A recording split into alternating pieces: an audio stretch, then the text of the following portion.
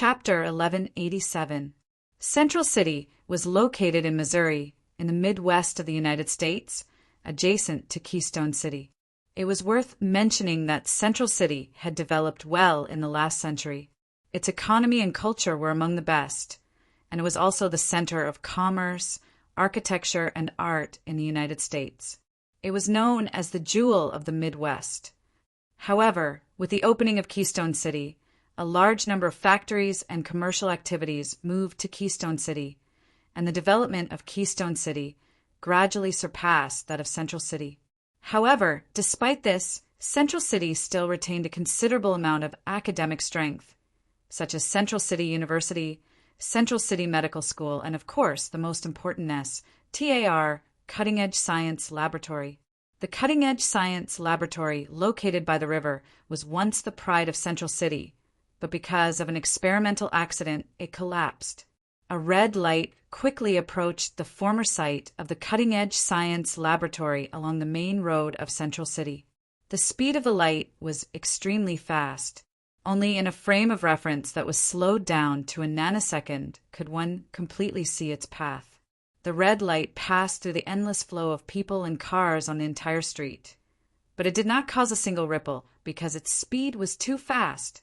It was far beyond the limits of human eyes and surveillance cameras. Only the satellite of the Cutting Edge Science Laboratory in space could capture a blurry red figure with 10 photos every nanosecond. Time seemed to stop around the red figure. "Do you feel any discomfort?" Barry said shyly, "This is the first time I've brought a normal person." He carried Reed on his back, and his legs quickly moved like a phantom. Golden lightning surrounded them, causing them to fall into a strange force field. Reed's body was pulled to twice its original length by Barry. If he was not lying on Barry's back, he would have scared the shy Barry out of his wits. Reed glanced at his body that was as elastic as rubber, and it could expand and contract freely. He calmly said, "I don't think I'm a normal person. I still have to thank you for helping me recover my memory." Out of the instinct of a scientist, Reed analyzed. "Although some of my memories are still very vague, I can already confirm that I should have been teleported from another world. I don't know why there is a Reed here, but I was indeed sent here because of a teleportation accident. As for where Dr. Reed of this world went and how I came to this world, it should be related to the Cutting Edge Science Laboratory that pulled me into this world. That's why Batman asked me to bring you to the former site of the Cutting Edge Laboratory. Our fates were changed because of that accident, so I'll figure out what happened that day with you." Barry said seriously, "That's our origin in this world." Reed tried to catch the lightning circling Barry, and he succeeded. He used a battery-like item to store some of Barry's lightning speed. This was something he had been trying to do ever since he met Barry. After obtaining some of the Righteous Alliance's research resources, he finally succeeded after a period of endless research on Barry's back. Reed stole a bit of the golden lightning around Barry, but Barry didn't notice the slight weakening of the seraphic speed ability. Very soon, Barry stopped in front of a dilapidated building that looked like 3 towers inserted into the bottom of a ring. The place was overgrown with weeds, and there was no one around. It looked like it had been abandoned for several years. Barry looked at the familiar yet strange building and said in a low voice, "Ever since the accident a few years ago, this place has been forgotten by Central City." Reed secretly put away the electromagnetism and looked up. "This universe is really getting stranger and stranger." He looked at the seemingly dilapidated building and felt that there was something strange inside, like a black hole that led to the unknown, and there was something alive inside. Seeing Reed pry open the door, Barry hurried over to help. "I don't think there's anything strange about it. Isn't it illegal to go in like this? We're trespassing on private property. Are you going to ask the judge for a search warrant?" Reed walked straight in. He raised the flashlight in his hand, obviously ready to go in and see what was going on. Barry was a little conflicted, but he still followed. "Oh my God, you're really going to ask for a search warrant?"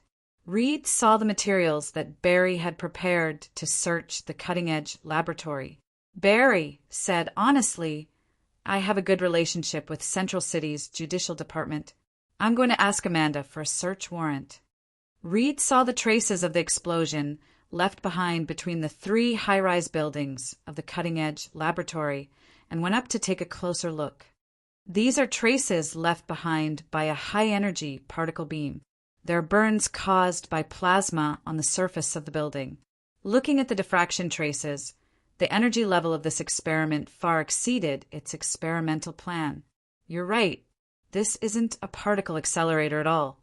This is a large-scale experiment. A particle beam with at least 10 million times the intensity occurred. Look at the neutron radiation damage. There's at least the energy of 1,000 nuclear bombs exploding here. This energy is enough to pierce through space and time. Reed said in disbelief, "They actually gave up here. This place is worth at least 3 Nobel Prizes." "There are Nobel Prizes there too?" Barry said in surprise. "So many coincidences. Is it a parallel world, or—" "It's not a parallel world." Reed stood up from his study of the diffraction traces on the marble slabs on the ground, clapped his hands, and said, "I've studied the parallel worlds of our universe. No matter which direction the parallel world's timeline develops in, its laws of physics will not change. This is because the bottom of the parallel world is unified at low latitudes, so no matter how different the parallel worlds are, there can't be fundamentally different laws of physics. And our universe doesn't have any godly speed power." Reed said firmly, "The godly speed power you've mastered can completely prove that we're in 2 different universes. This is an exchange between 2 different universes, so what happened here that day was really shocking. Traveling through parallel worlds may not be difficult, but traveling through different multiverses, this is very miraculous." Batman was deep in thought in the time trap. After a long time, he raised his head and said, "The minority report from the committee revealed that the universe Reed and Peter are in is not an alternate universe, but a world that was destroyed in the previous generation. However, Dr. Reed believes that if it's the same multiverse, the laws of physics must be the same, and our universe has the godly speed power that doesn't exist in the previous world, so our world is not in the same universe. There's no doubt that these 2 statements are in conflict. If our universe was reborn from the destruction of their world, then why did the godly speed power appear?" "Only by figuring this out can we really get to the truth," Batman said. "And it doesn't exist in the previous world, and there are 2 kinds of powers that exist in our world that are close to the fundamental laws of physics. We should all investigate how these powers appeared." "First, no. Write it down, and I'll let them investigate. 1 is the emotional spectrum power possessed by Green Lantern. Green Lantern returned to the headquarters of the Lantern Corps 3 years ago. You have to find him. The other is the anti-life equation. This power is very dangerous, and it's still a mystery. Don't come into contact with it unless it's the most dangerous time. Are you sure this place has been abandoned?" Reed looked at the ruins of the particle accelerator, and his expression was a little uneasy. They had originally planned to investigate by examining the wreckage of the particle accelerator to find some hidden clues, but now it seemed that there was no wreckage. In the original location of the particle accelerator, there was a powerful godly speed energy and a black hole with countless bolts of various colors entangled together. Barry, the Flash, trembled in front of this powerful, godly speed energy. His voice changed, and he said in horror, "I feel that my ability comes from it. All the energy in my body is created by it. The godly speed power is created by it and used by me. It's an engine that produces the godly speed power." Reed approached the black hole and observed without caring about his life. "This is a complicated spatial structure. This is the source of the godly speed power of this universe." Reed's common sense collapsed. How can the laws of physics of a universe originate from an object? How can a physical quantity have a so-called engine? God doesn't exist, and there's no first cause of creation. Could it be that what Sir Newton said was true, that the forces in the universe originate from a first cause, and that the speed of light in the universe also originates from a first cause, from the godly speed engine? Reed's face crumbled. This was completely contrary to his worldview. He did not want to admit that this world and he originated from the same universe at all. On a certain day a few years ago, when the cutting-edge science laboratory began the particle accelerator experiment, Chief Designer Chinong stood at the scene with a serious expression, wearing a hard hat. He asked, "Is the hamster ball ready?" The hamster ball was a special space codenamed Hamster Ball. It was created by the Republic's space bubble technology. It was a completely enclosed, small spherical universe. Although its volume was very small, its structure was indeed a complete four-dimensional universe. "Release the hamster," Chinong ordered. Space began to distort, and a black wormhole suddenly opened in the void. Dr. Reed was thrown out of it like a piece of trash. This was an unprecedented success. It was the first time a human was successfully transported into the universe. However, Chinong did not even look at him. He continued to stare at the wormhole until he saw a red lightning appear in the black hole. "The hamster has entered the ball," Chinong said nervously. The small space bubble of the hamster ball instantly captured the red lightning.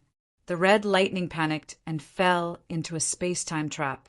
An extremely fast lightning moved in the universe of the hamster ball, and the universe of the hamster ball began to merge with this universe, creating bolts of lightning. This was the godly speed power. Chinong said excitedly, "I announce that the first model of the universe's godly speed engine, the hamster ball, has been successfully developed." To celebrate this success, Chinong guided a bolt of godly speed lightning down. The lightning caused a big explosion and hit young Barry, who was far away from the experimental team. No one knew that the mysterious godly speed engine, the engine that could change the laws of physics, had the same principle as the pet hamster ball. Through space technology, a sealed hamster ball was created. Then, a hamster that could only create godly speed power was captured. Through the constant movement of the hamster inside the ball, it would drive the movement of the ball-shaped universe and create a huge godly speed power. This was the entire principle of the seemingly advanced technology of the godly speed engine. Its details might be very advanced.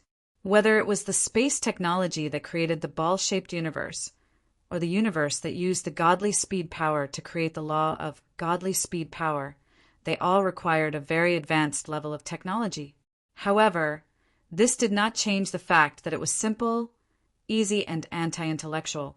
No matter how Chinong rated and ridiculed this godly speed power creation experiment, in the eyes of Reed and Barry, who came to the front of the godly speed engine, this engine that was constantly creating godly speed power was extremely terrifying. It overturned all their thoughts. Of course, they did not think that this was just a ball used by the godly speed hamster to generate electricity while running. Instead, they felt that it was very mysterious, very scary, and indescribable. Reed's lips trembled slightly. He looked obsessively at the wormhole that was surrounded by the godly speed power and had not closed for several years. He could also see that the core of the godly speed power still maintained the space-time of that day. The closer he got to the core of the godly speed power, the slower time became. Reed finally understood why the various traces looked more and more fresh as he walked deeper into the laboratory. Because the time at the core did not flow for long at all. This was the slow flow of time created by the godly speed power at the place closest to the lightning ball of the godly speed power. Several researchers were still frozen there, their expressions still frozen at the moment of the success of the experiment. Their twisted expressions were a mixture of disbelief, surprise, fear, and confusion. Barry looked at the godly speed engine in front of him and suddenly understood the source of his ability. When the experiment was successful that day, a strand of godly speed power accidentally leaked out and hit Barry, who was in the outer laboratory, allowing Barry to obtain the godly speed power. And this was the place where all the godly speed power was created. That experiment was not to capture Reed, nor was it to study the connection to other universes, but to create the godly speed power. This is unbelievable, Reed said with a trembling voice. So, someone really created the laws of physics. There really is a first force. Sir Newton was right. God pushed the universe and force was produced. Someone here pushed the universe, and the godly speed power was produced. At the beginning of all forces, there really was a first cause. God caught a hamster and stuffed it into a ball, and thus the world had the power of hamsters. The hamster was the first force of the universe. Chapter 1188. It happened in a preview of the future. Batman analyzed to the third prophet. Barry returned to the cutting-edge technology laboratory and found the Godspeed generator. Batman sat on a chair in the Batcave and thought for a while with one hand on his chin. He said, "If that's the case, the power of Godspeed might have been created later, if the world we're in was really created by the prophet after the destruction of the previous world. Then why did the prophet create the Godspeed power?" The third prophet shook her head. "Don't look at me, I don't know. Although I'm the third prophet, I wasn't the third prophet from the beginning. At first, I thought that the first prophet saved the destroyed world and then found the other two prophets to form the three-prophet system. I was just a person who took over the previous third prophet because of good luck. But now it seems that the rumor that the first prophet saved the world independently is becoming more and more unreliable. I suspect that all three prophets were involved in the destruction and reconstruction of the world last time, and the one who created the Godspeed power should be the second prophet. Then, how did the previous third prophet die? Batman asked solemnly. The third prophet frowned and said, "He was an old man called the Professor. His lower limbs were paralyzed. I've never seen him. When I became the third prophet, he had already been dead for a long time. There seems to be another prophet in the middle. He once temporarily took over the position of the third prophet, but then he resigned and disappeared. No matter why the second prophet created the Godspeed power, we have to dig out the truth. This is definitely related to the ultimate goal of the second prophet. It can be said that we finally found a clue to understand his intentions. We have to follow this clue and dig further." Batman suggested, "Go find Green Lantern. He can contact the 7 lanterns who have mastered the emotional spectrum. They must know something." The third prophet's expression was a little ugly. She said with some difficulty, "Although I'm the third prophet, no one is loyal to me. Bruce, you should know that the people of the Justice League are on guard against us. They won't listen to me, and Peter. We can't let Peter go." Batman said, "He's definitely an important figure in the second prophet's plan. We can't take this risk." The third prophet said angrily, "Then why should I reveal the information to you? Bruce, you always have a way to reveal the information to yourself. I suspect that one day you will let yourself know the situation here and then control me. But I don't have a second choice. I hate situations where I don't have a choice. I hope you can give me another choice in the future." After that, the prophet dispersed the rehearsal. She thought back to the conversation just now, selected some things, edited them into an email, and sent to Batman. After sending it successfully, she left without looking back. In the watchtower, Batman received the email. After reading it, he confirmed what he had guessed. There was another him, working with him, and he was most likely still under the control of the prophet. He even had a rough idea of which prophet was controlling him. He had successfully obtained the intelligence advantage from the prophet. From the moment the Justice League received the true core secret of the three-prophet system, Batman had been making arrangements. Now that he had verified the other side's thoughts, Batman was just habitually profiling the other side, but he did not expect the other side to be so cooperative. They did not hide their identities in their plans and intelligence analysis. A few familiar characteristics were known only to Batman, and he had thought it was a conspiracy. Later, he found that it might be a clue left behind by himself. The other hymn, the world was once destroyed because of a power called death. The prophet saved the world and created the world today, but the physical laws of the world changed. The lightning speed power, which originally did not exist in this world, was created by the second prophet. The fog in Batman's heart slowly dissipated, and the clues were pieced together bit by bit. There were still a few key pieces of the puzzle that had not been found. Second prophet, what are you trying to do? Which side is the third prophet on? And what is the first prophet doing? Batman still had many questions in his heart. First, I have to find Green Lantern. Batman knew what to do next. The 7 lanterns should have some secrets. There were not many heroes left in the Watchtower. Superman went to Earth to deal with some hidden dangers left after Luthor's death, and at the same time tried to investigate the situation of the committee. Little Spider, on the other hand, came to the base of the world's largest hero team to visit, and even formed a good relationship with some heroes. He might even join the Justice League. However, Batman was still secretly guarding against him. After thinking for a while, Batman found Steel Bones.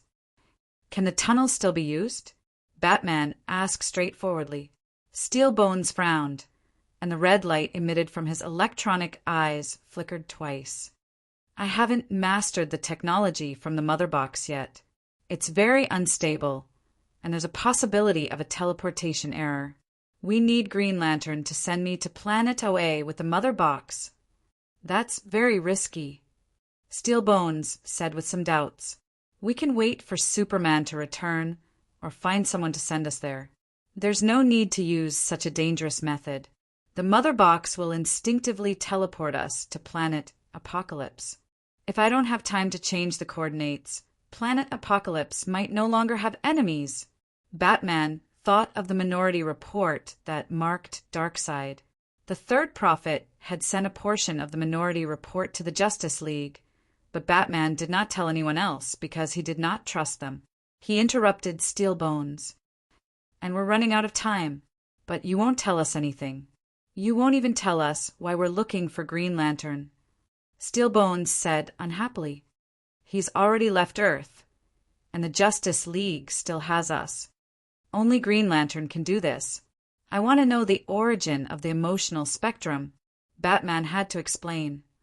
Barry found the origin of lightning speed in the cutting-edge laboratory in Central City. I suspect that the emotional spectrum might have the same origin. All right. Steel Bones considered it for a moment before agreeing to Batman's request. However, he still emphasized, no matter what, Bruce, you can't hide it from us. The reason why the Righteous Alliance exists is to face the danger our world faces together and gather all our strength. It's not a tool you use to control us. Bruce, you're hiding more and more things. The Alliance's suspicions about you are growing. Everyone suspects that your fear will destroy you and us. Steel Bones warned. Stand closer. I'm going to open the mother box. A thunderous sound and golden light instantly tore everything apart, shaking the entire watchtower. Wonder Woman rushed out of the training room and saw Batman and Steel Bones standing in front of a spinning golden vortex.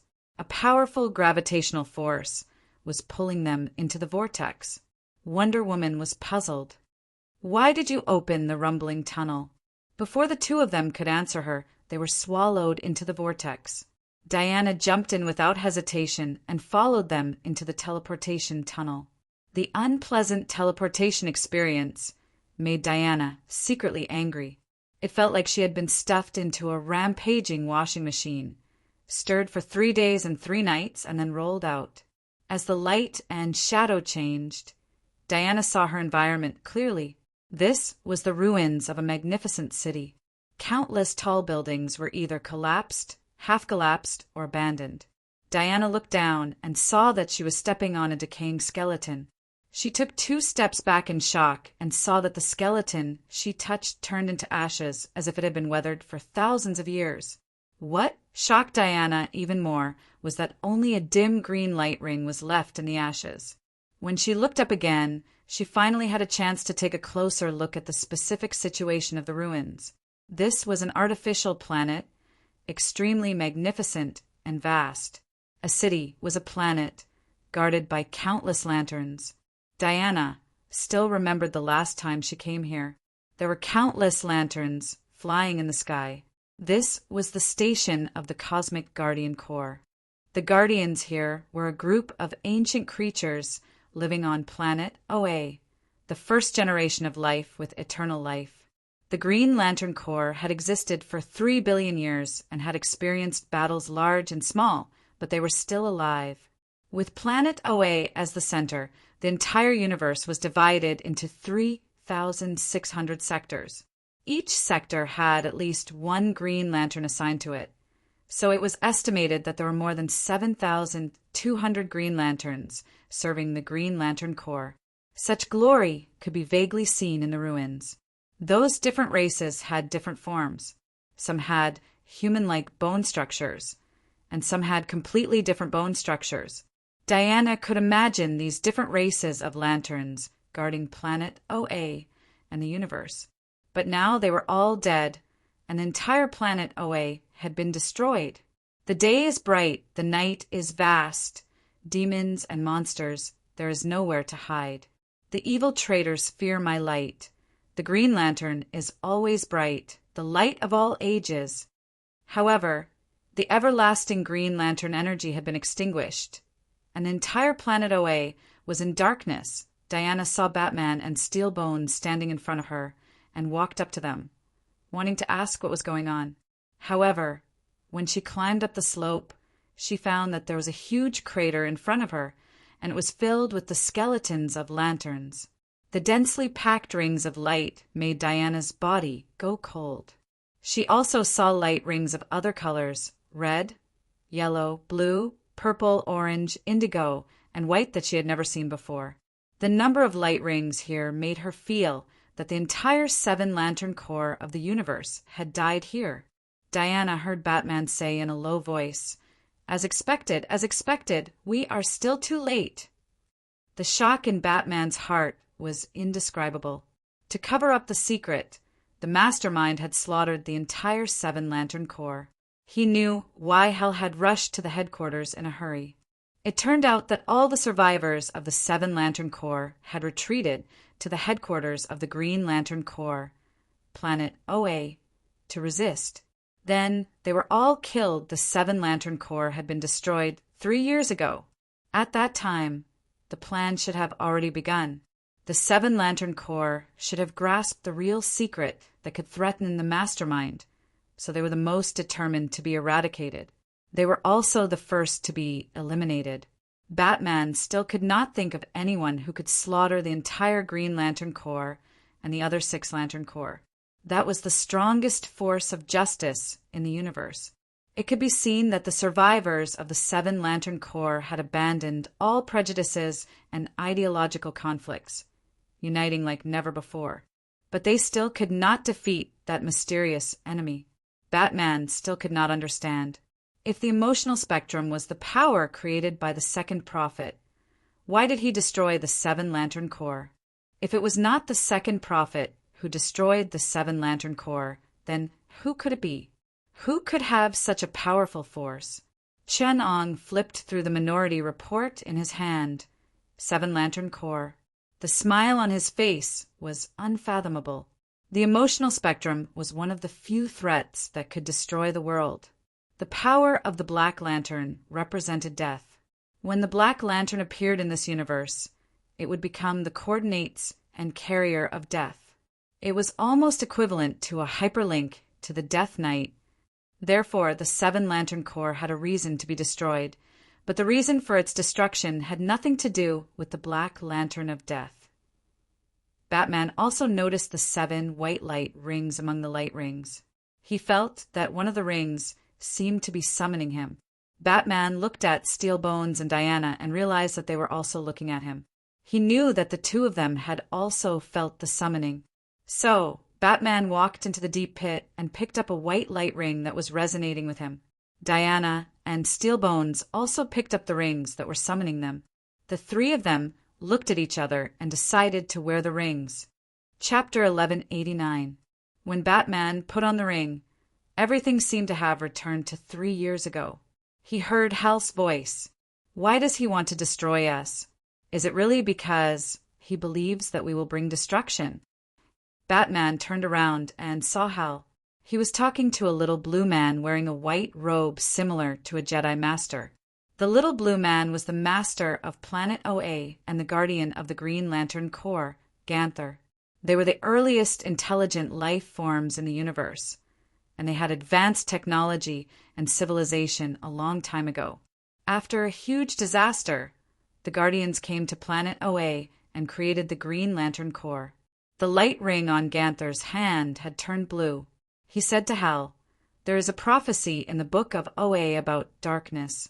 Every user of the energy ring must use their own light to fight against the darkness." Said and I both believed that the prophecy was true, but the other Guardians thought it was nonsense.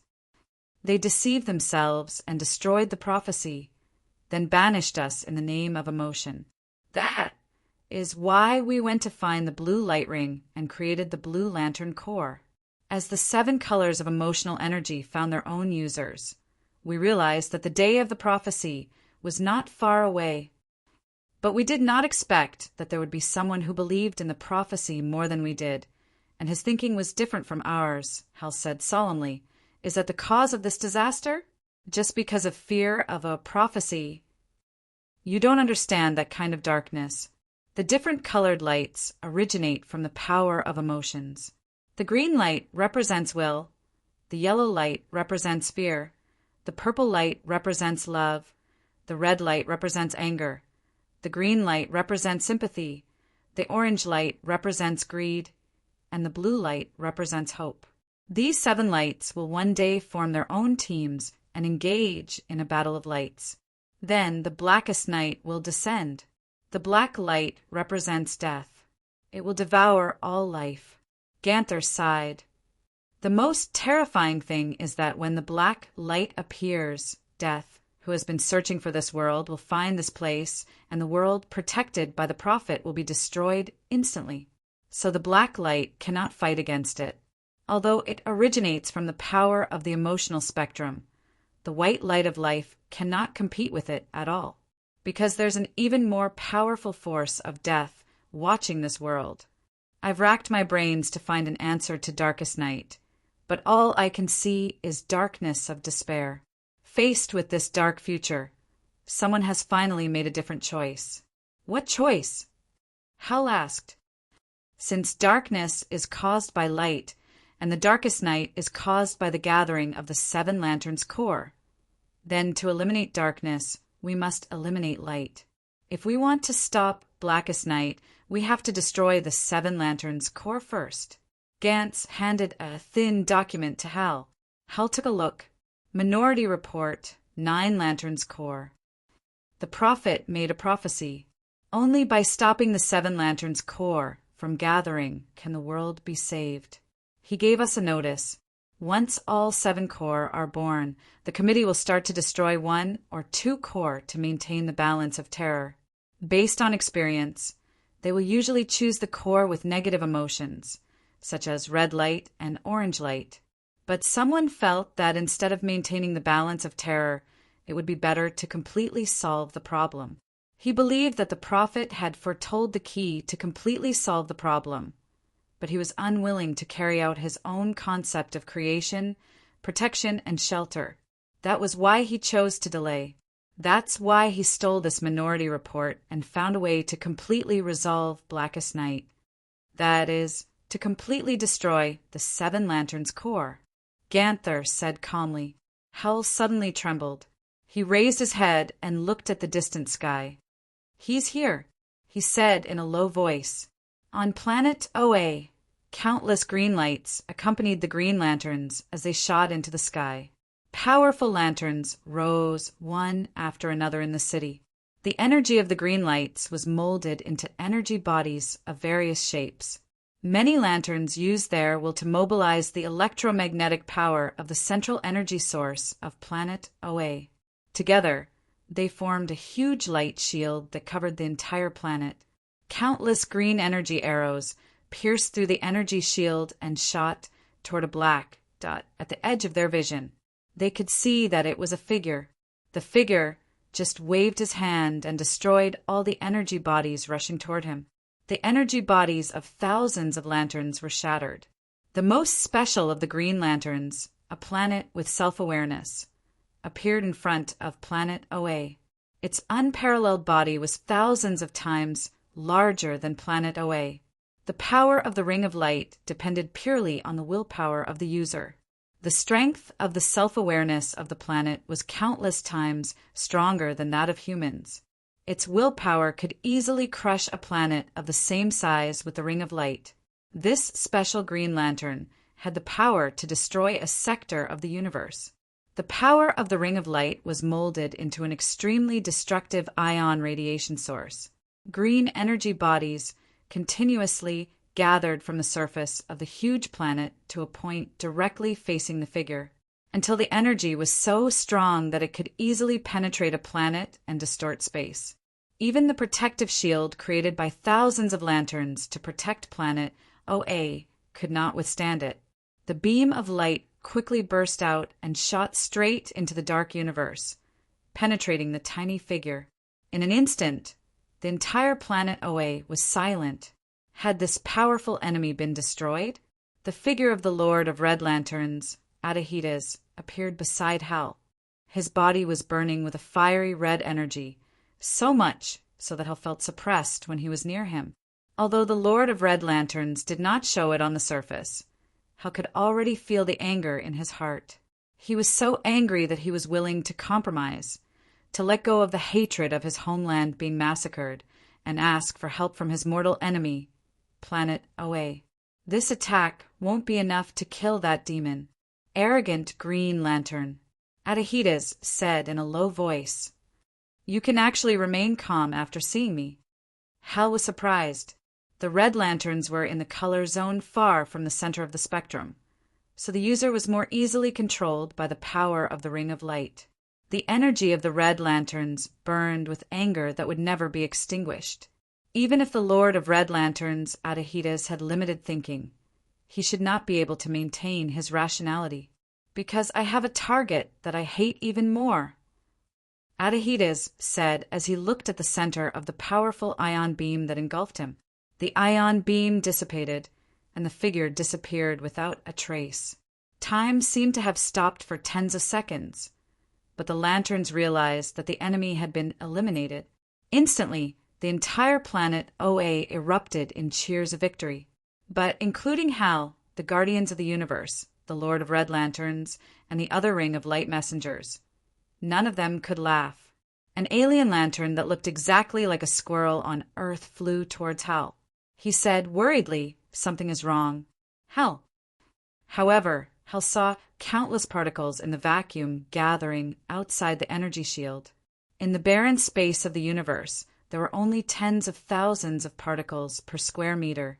Therefore, many particles, including small particles of the quark level, were needed to gather enough matter to build a human body. A blue energy body glowed, and a tall, naked male earthling body appeared in the vacuum. His eyes were completely white, and his body was made up of a blue energy body. He floated in the vacuum, sticking close to the energy shield formed by the green energy body. The bald, blue-skinned man quietly looked down at the people on planet OA, including the lanterns. He gently snapped his fingers, and the planet-level lantern found that the nuclear fusion energy reaction surging in his planet's core began to become abnormal. Just like a human's heartbeat began to accelerate, the nuclear reaction of his planet's core also began to intensify. The originally smooth fusion process began to go out of control. He could feel that this was the accumulation of energy for a chain reaction. Soon, the energy generated by the fusion reaction was enough to detonate a part of the planet's core. Its heart was turning into a bomb. No, the planet with autonomous consciousness roared angrily, unwilling to give up.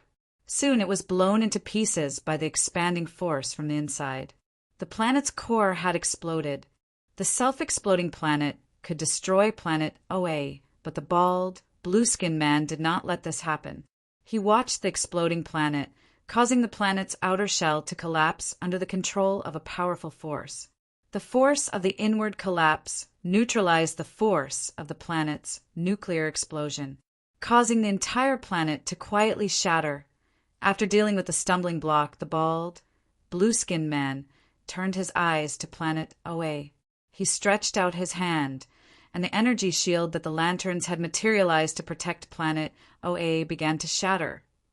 Under his gaze, the bodies of the lanterns began to disintegrate one after another, decomposing into skeletons in the sky before falling to the ground. What he displayed was a crushing, unparalleled power. Hal was as shocked as Batman and the others who were watching all this. He seemed to have some memories of this man, active during the Cold War, once leading the heroic team the Watchmen, considered by the U.S. government to be the strongest force on their side, and deeply feared by humans. In the end, he created a nuclear explosion, united the United States and the Soviet Union, and then disappeared mysteriously. Dr. Manhattan, you claim to be protecting the world, but you are actually creating terrible things. The more dazzling the light on your body, the deeper the darkness it breeds. Things have come to this. There is no second choice but destruction. I am not here out of malice, but I must still destroy you. Dr. Manhattan said, I'm sorry. At that moment, a strong blue light swept across the entire planet OA, and most of the lanterns turned into ashes in the blue light, leaving only skeletons behind. This seemed to be the proof that Manhattan had left behind for them. Only the most powerful of the lanterns survived, including Hal Jordan, Adahides, Skullos, who seemed to be a combination of a dragon and a demon. The Meow alien spirit, Lee, the Orange Lantern Master Laverius Sinisto, as well as a few core members of the Psi Family Army and the Green Lantern Army. The Blue Lantern Army's Ganthet, Sid St. Walker, Sari, the Green Lantern Master Green Maiden, the Blue Lantern Queen, Caro, and the Destined Woman. Everyone else was dead. Their rings of light fell into the dust. Then, a battle of life and death unfolded before the eyes of Batman and the other two. They saw the remaining lanterns and ring controllers attacking Dr. Manhattan with hatred. However, Dr. Manhattan was silent, or even slow, as he killed them one by one. Their struggles posed no threat to Dr. Manhattan. The anger grew and the fear grew. Even Hal fell into endless hatred and despair when Carol was killed by Dr. Manhattan. In the end, he took the initiative to merge with the Parallax Monster. All the lantern beasts of the Seven Lanterns Corps appeared, but they were still crushed and killed by Dr. Manhattan in the end. Only the Seven Lantern Masters were still alive. Adahides, Lavles, Sinisto, Hal Jordan, Ganther, Green Maiden, Queen Azurite in despair, the Seven Lantern Masters abandoned all their grudges and took the initiative to share their power with each other. In the gathering of the seven colors of light, the white light of life was born. The spirit of existence responded to their resonance and gave them the power of the white light. However, after obtaining the white light, they were still powerless and died in the hands of Dr. Manhattan. Or rather, Dr. Manhattan deliberately let the white light appear, and after achieving his goal, he killed them. When Dr. Manhattan stretched out his hand and clenched it lightly, the Seven Lantern Masters were swallowed by a huge tide of energy. The particles that formed their bodies turned into light and disappeared, leaving behind a huge crater. The power of the white light dissipated. Batman and the others fell into the dust, covered in sweat, and fell into a nightmare. The fear engraved in the white light followed them like a shadow, plunging them into despair. Chapter 1190. After returning to the headquarters of the Watchtower, Batman and the other two looked gloomy. The heroes in the lounge did not feel the approaching darkness. They were chatting and talking about the recent news. The biggest news recently was that Luthor had stirred up trouble again. He had secretly cloned Superman's genes and created a monster Superman, Bizarro. Other than that, the entire world was in peace. Nothing major had happened. Although he already knew that the Seven Lanterns Corps had been destroyed by Dr. Manhattan 3 years ago, something big enough to shake the entire alliance, Batman was not prepared to say it. It was useless to let these people know. The enemy was still hiding in the dark, and the conspiracy was still going on. Now was not the time to reveal everything to the world. They needed to investigate in secret and figure out what the people in the World Security Council were doing and what the three prophets were thinking. Batman had convinced Steelbones and Wonder Woman to control the situation to the core of the Justice League, which was the Seven Titans. Batman had already thought of the next clue, whether it was the creation of seraphic speed or the massacre of the Seven Lanterns Corps. It was all an attempt to cover up a fact. That's right, Batman had never believed the reason why Dr. Manhattan had massacred the Seven Lanterns Corps. The so-called Darkest Night, the Black Lantern of Death, naturally existed. But Manhattan had massacred the entire Seven Lanterns Corps. That was impossible. The real reason for Manhattan's massacre should be the origin of this universe. The origin of the Seven Lanterns Corps definitely hid an unspeakable secret. The key to everything was hidden in the history of the destruction of the world that the committee had tried to cover up. All the clues were gathered at that point in time, from the destruction of the world due to death to the time when the three prophets created the world together. I can go back in time, but I can't go beyond the time when I obtained my power. The further I go, the more blurred the time outside of seraphic speed becomes. It's as if there's an invisible barrier preventing me from going past that crucial point in time. Barry was always on call. Diana had called him, but before she could put down the phone, he had appeared out of nowhere. When answering Batman's question, Barry was a little hesitant. He did not know if he should tell Batman his guess, but Batman had obviously seen through his thoughts. He said directly, "It seems like you already have an answer." "It's not an answer, it's just a guess. I originally thought that the reason I couldn't cross the time limit to obtain God's speed was because of the time paradox. Just like if I return to the time when I obtained my power and stop myself from obtaining God's speed, the grandmother paradox will appear.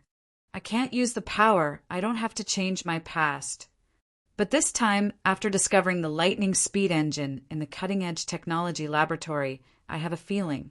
The seraphic speed is a power that runs through the entire world. The moment it appears in this world, it connects the past and the future. The black hole wrapped in lightning is the origin." "What do you mean by origin?"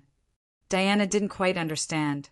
The Flash had no choice but to explain. Time is four-dimensional, and any matter in time has four-dimensional attributes. But in the middle of that black hole, I saw the collapse of the space dimension layer by layer until it reached the origin. The Flash tried to use scientific language to explain the special point, but Diana was a science illiterate. She's good at cutting people with a sword, but when it comes to science, her knowledge is limited to using a smartphone. She's no better than the 1 billion illiterate people in India. The Flash had to take out his lunch, a 3-layer cheeseburger. He pointed to the first layer of cheese and said, "For example, this is a point in time in the past." Then he pointed to the top of the burger and said, "This is our current point in time." And the Flash scratched at the sesame seeds on the surface of the burger. "We are points that move in different planes of time. Points in the same position on the same plane of time can be connected to form a vertical line, and that is the history of our existence." The Flash suddenly stretched out his hand and pressed down hard on the center of the burger. His fingers sank into the bun, and 2 fingers pinched through the burger. He showed Diana the hole he had made. All the different times of the surface began to gradually pull in, and then overlapped at one point, finally forming a hole that did not exist on the surface. This is the origin. A point in the same position on all the planes of time suddenly coincides, and the 4-dimensional time, 3-dimensional space, and 2-dimensional space all collapse toward one point. It's like an anchor running through the entire timeline. Diana was only illiterate, but she was not stupid. She quickly understood. That black hole can take us back to the past. Barry hurriedly shook his head and said, "The origin can't take us back to the past. In fact, the origin is very dangerous. There is no concept of time in the origin, so there is no past or future. After we enter the origin, we lose our coordinates in time and space, and we lose the concept of time. In theory, anyone who enters the origin will cease to exist. But the origin is formed by the power of lightning speed, so I can use the power of lightning speed to protect you into the origin. But I don't know where it leads to. I also don't know what dangers there are. Everything is unknown. Batman thought for a while and replied, "We'll bring the key in." Barry was dumbfounded. He stammered, "Bruce, you can't do this. He's just a child." "Hey!" The little spider came out of the restaurant and saw Batman and the others gathered together. He came up to greet them excitedly and said, "Batman, your food is really good. Isn't this Alan's supreme cheeseburger?" "Buddy, you disappeared halfway through your meal after receiving a call. I thought something big had happened. Has everyone eaten?" Seeing the gloomy expressions on their faces, the little spider suddenly realized that something had happened here that he did not understand. So he could only swallow the rest of his words and prepare to leave after a weak greeting. Batman said in a low, hoarse voice, "That child is the key to everything. He must come with us. If someone wants to plot against us, then they will restrain themselves. Also, there are some clues about what happened before the world was destroyed that only he knows. None of us know what the previous world was like." Batman ignored Barry and Diana, who were silently expressing their opposition, and turned to the little spider. "Boy, we need your help. We found an origin that connects to the past. It may lead to the world you came from. And even if it doesn't, there should be clues about how you came to this world. It's a key point, but it's dangerous. Do you want to go?" The little spider said excitedly, "Is there really a clue? Do you want me to take back the eye of Agamotto?" "You'd better not bring that thing." Batman said honestly, "We don't trust that thing." Since the little spider had said that, the others could not object. The 5 of them returned to the cutting-edge laboratory ruins in Central City, in front of the black hole that was constantly creating lightning speed power and spreading this power through the entire timeline. The black hole that was enveloped by the golden lightning was still stable. Looking at the lightning that was originally moving at the speed of light crawling slowly in the black hole, spreading out in the black void like a flower branch and releasing golden patterns, one could feel that the closer one got to the black hole, the slower time would pass. Time had never been so clearly interpreted. Barry looked at the black hole and whispered, "It should be the origin that's blocking us from going further back in time." Batman shook his head and said, "Not necessarily. I think a certain person named Manhattan is more suspicious. I thought that the person behind all this was the second prophet, but in my investigation, I found that we were not actually affected by the second prophet, or else we wouldn't have been able to see many things. If we're getting close to that conspiracy, it shouldn't be going so smoothly." "So this smooth sailing makes me very uneasy," Batman said. "The closer we get to the truth, the more danger we should be in. But I don't feel this kind of danger. Unless the truth is part of that conspiracy." The little spider almost blurted out. When he reacted, he realized that everyone was looking at him. The little spider felt a little guilty, but Batman said, "You're right. That's what I'm worried about." Batman took the lead and began to approach the black hole. Barry hurriedly released lightning speed power to protect them, and they entered the black hole. The origin ran through the entire timeline, so it was impossible to go back through the origin because the past was included in the origin. If they went forward, they could only go before time, which was the origin, before the Big Bang, before the birth of the 4th dimension, which was where Stark and Rogers had been. The little spider could not see Messiah because his vision could not go beyond the origin. He could only see the origin of the Big Bang, and there was a person there. At the moment the Big Bang spread, time was born with the explosion, and he saw a familiar figure in the place known as the origin. "Captain Steve," the little spider said in horror. He saw Captain America's body, the superhuman Steve Rogers. Half of his body went before the origin into the realm where Messiah was, and the other half. His eyes were bright, firm, and mournful. He stared ahead at the person who killed him. Because time had stopped at this moment, Steve was forever stuck at the moment before his death. It was not the fatal wound on his chest that killed him. The superhuman body was easily immune to such a small injury. The person who killed him also knew that this injury was insignificant to Steve, so he lured Steve here and pushed him into Messiah's arms. This was Steve's fatal wound. The little spider knew very well how powerful Steve's superhuman body was.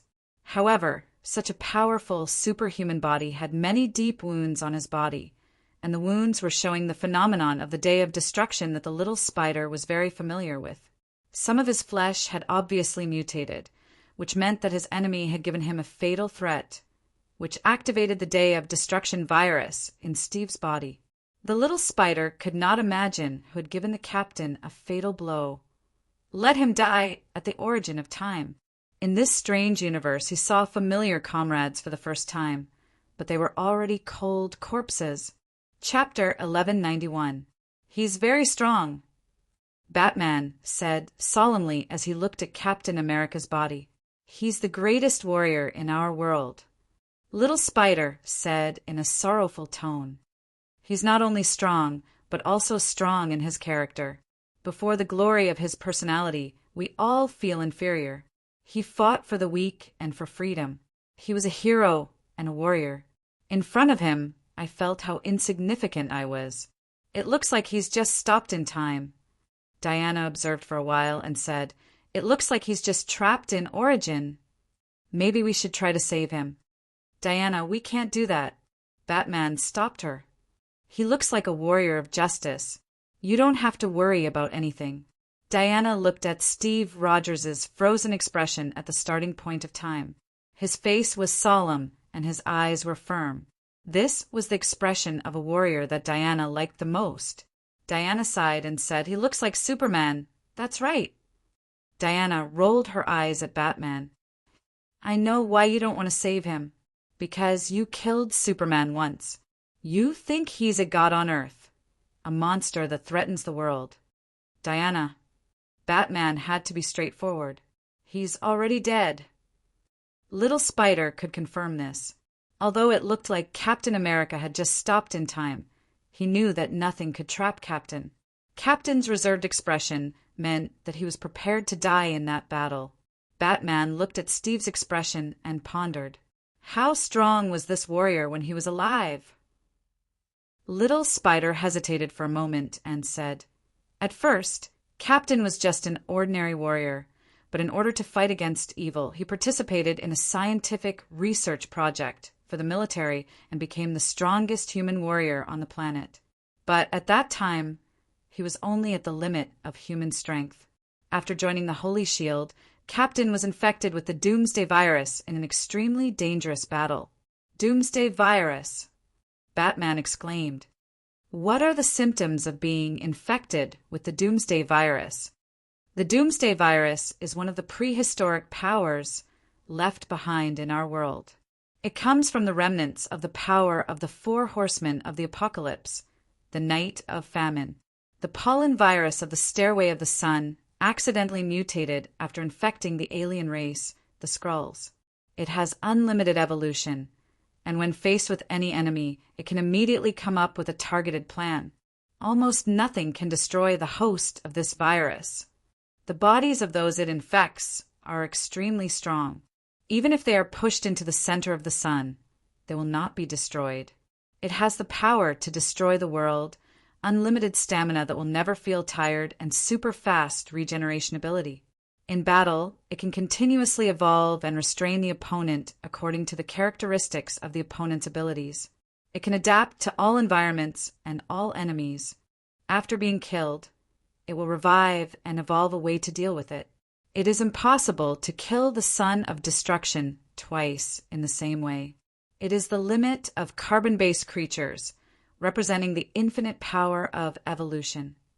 After hearing Spidey's description, Batman, Diana, Barry, and the others looked at each other and said, This is what we know as the Day Destroyer virus. If he's really infected with the Day Destroyer virus, then the person who killed him is no ordinary opponent. I always thought that Doomsday was a biological weapon that Zwolle brought to Earth. As far as I know, it has a very long history on Krypton. It is not impossible for it to be a relic from the previous universe. Steelbones checked the information of the Righteous Alliance and said, "But this warrior does not have the characteristics of the spores of the Day of Destruction." Ugh. Captain was later cured. Spidey had to interject. The Holy Shield sought help from the Revolutionary Alliance, which is the Human Innovation Alliance, a super civilization on Earth that is said to have conquered most of the universe. Wow. Earth actually has such a glorious history, Barry said emotionally. In order to save Captain, the leader of the Holy Shield, Chenong, who is also your second prophet, modified him. He made the super soldier serum in Captain's body fuse with the positive characteristics of the Day Destroyer virus and created the Superman serum. The reason why I could complete Bizarro's genes last time was because I had some information about the Superman serum. Superman serum sounds like it has something to do with Superman. Diana was a little puzzled. Whether it was the Day Destroyer virus or Superman, they were both named by the people of Earth.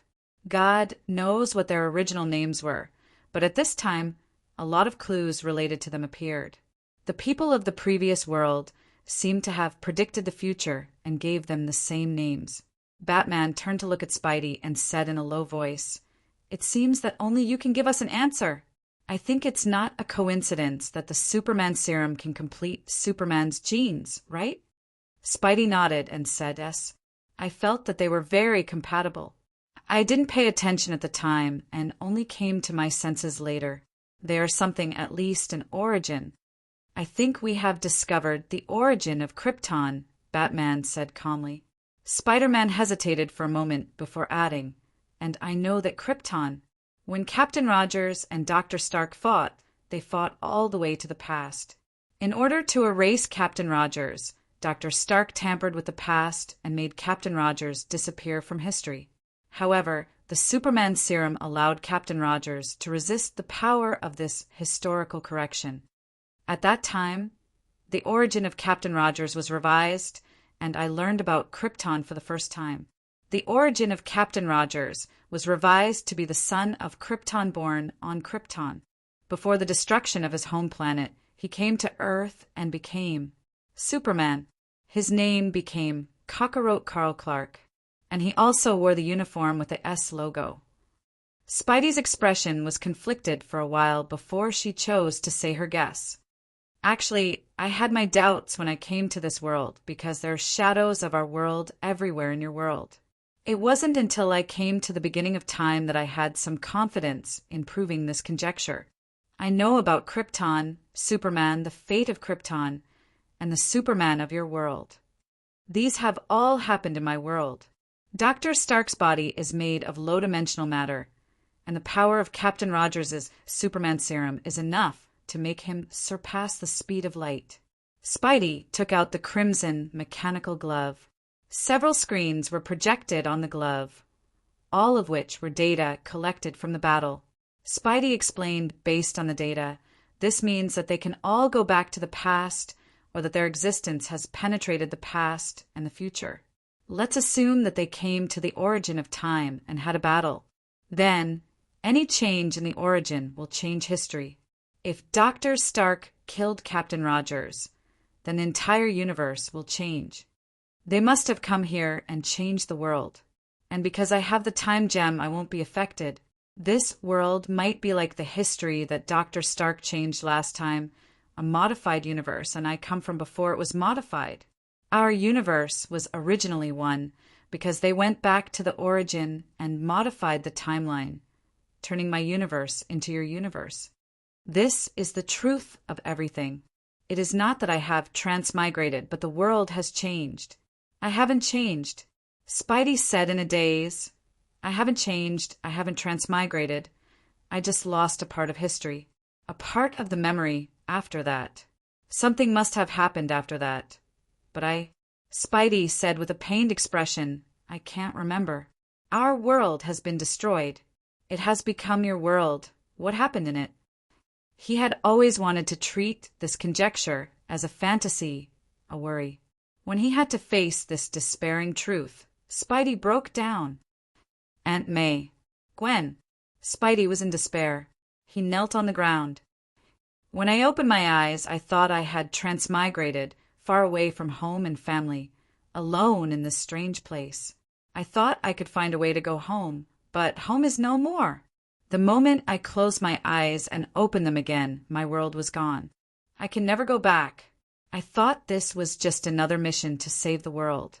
I was prepared to sacrifice myself, but I didn't expect it would make me sacrifice everything. Spidey sobbed. Chapter 1192. Constantine pushed open the door to the forgotten bar. The bar was located in a pocket universe. It had a portal to almost any major city in the world. So magicians were happy to come here for a drink when they had nothing to do and exchange information about the magic world. Shadow Pack's captain, Master Dark Knight, the leader of dimensional magic, was the boss here. Constantine was, as usual, an unwelcome guest. You still dare to come here. The bartender of the bar, a furry primate who was in fact a highly intelligent guerrilla detective who could speak, was wiping glasses by the bar counter. When he saw Constantine enter, he exclaimed in surprise, "Did the Constantine banishing curse behind the door lose its effect?" No wonder I stepped on dog poop when I walked in. Constantine did not mind at all. He had an unruly temperament. Give me a bottle of cheap whiskey. Bobo. The orangutan detective's temper was actually quite good. It was known as the Sherlock Holmes of animals. It had a strong sense of justice, and at the same time it also had a very high IQ. It could be said that it had all the elements of the DC Universe's great villain. IQ, blackness, and the golden body of immunity. It was an animal. There were many animal protectionists in the Justice League, and they treated animals much better than humans. However, it was precisely because Detective Exine Gorilla was a hero with a sense of justice that he did not get along with Jacques Kong.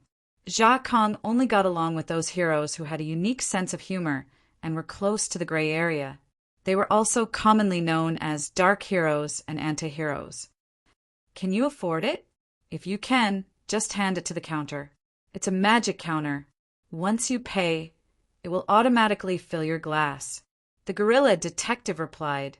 Constantine smiled shamelessly. Can't you buy me a drink? Bobo. You wouldn't come here if you don't have something important. Constantine. The owner of the bar, Master Dark Knight, spoke. If you have something important to do, I can buy you a drink. If not, you'll have to pay. Wait for 2 weeks. I'll have money for you. Constantine continued to smoke his cigarette. I'm here to get some information. You all know that I've spent more time with the guys in the Justice League than most magicians. I've heard some news from Zakong recently. I'm very sure that there's some sort of hidden threat, some sort of undercurrent, surging in the world of magic. Constantine was spouting nonsense again. He was half bluffing and half seriously asking Grandmaster Midnight, "Have you sensed the source of magic?" Grandmaster Dark Knight came before Constantine and solemnly said, "What do you know? Don't try to fool me with some groundless evidence. If you know something, you should honestly tell me." The guerrilla detective said, "I think being honest has nothing to do with him." Constantine said, "The Justice Alliance has found the origin of lightning speed, and they've also found the origin of the emotional spectrum power used by the Green Lantern Corps. Unexpectedly, there's a vague shadow of a person behind these two origins." "You know who I'm talking about," the guerrilla detective said with dissatisfaction. "Don't try to fool us with this kind of gossip." Master Dark Knight was silent. Grandmaster Dark Knight signaled for the Gorilla Master to stop attacking Constantine. He looked at Constantine and said seriously, "You want to ask about the Prophet?" Grandmaster Dark Knight did not care about Constantine's answer. He turned around and explained as if he was talking to himself. Our world is made up of a bunch of madmen, and magicians. It's different from the world of the Justice League. Their world has good and bad people, fighting criminals and madmen, and accomplishing the feat of saving the world. It's black and white. Our world, on the other hand, is in the shadows. It's even weirder and more chaotic. This allows us to discover the dark secrets in the shadows before the Justice League. And among these secrets, the most terrifying and the one that defies common sense are the prophets. In the eyes of most magicians, the three prophets are a secret society that appeared after World War II. It's a group of magicians with the highest level of prophecy. That's why they respect the three prophets, but not fear them. But I'm different. Most magicians, elemental guardians, higher dimensional beings, and embodiments of laws are different. We revere them and even fear them. The three prophets are a group of monsters. Before the Eternal Council was established, the first batch of witchcraft users in this world had yet to be called gods. Even before the birth of heaven and hell, they were already the most feared existences in this world. Magicians who made deals with demons learned from them that they fear the prophets, so they fear them. Magicians who use the power of heaven get the same answer from heaven. And those ancient witchcraft users who are now called gods, Zeus, Odin, and Poseidon, as well as the magicians of the Eternal Council, Nabu and Shazan, gained the fear of the prophets from magic. Based on my conjecture, let's make a bold hypothesis. There was no magic in this world in the beginning. It was the prophets who created magic. Whether it's from heaven, hell, elves, or witchcraft, they're all seeds of fire sprinkled by the prophets. And the first magician was Prometheus, the stealer of fire. This doesn't mean anything, Constantine said. Not all prophets, right? Master Dark Knight said vaguely. We don't know who the supreme existence who planned all of this is. We only know the origin of magic. This world was originally chaotic, and it was the prophets who set the rules of chaos. They discovered this world from chaos and fixed order. And before that, in the midst of chaos, everything was possible and would happen. There was magic at all times, turning back time, shaping life, controlling souls, and distorting matter. Everything was possible in chaos, so everything that could be called magic existed. But these magic had no meaning. Chaos without order is chaos, so it can be called the era of chaos magic. Then the prophets discovered everything in the midst of chaos. They fixed the rules of the chaos, stipulated light and darkness, heaven and earth, the sun, the moon, and the stars.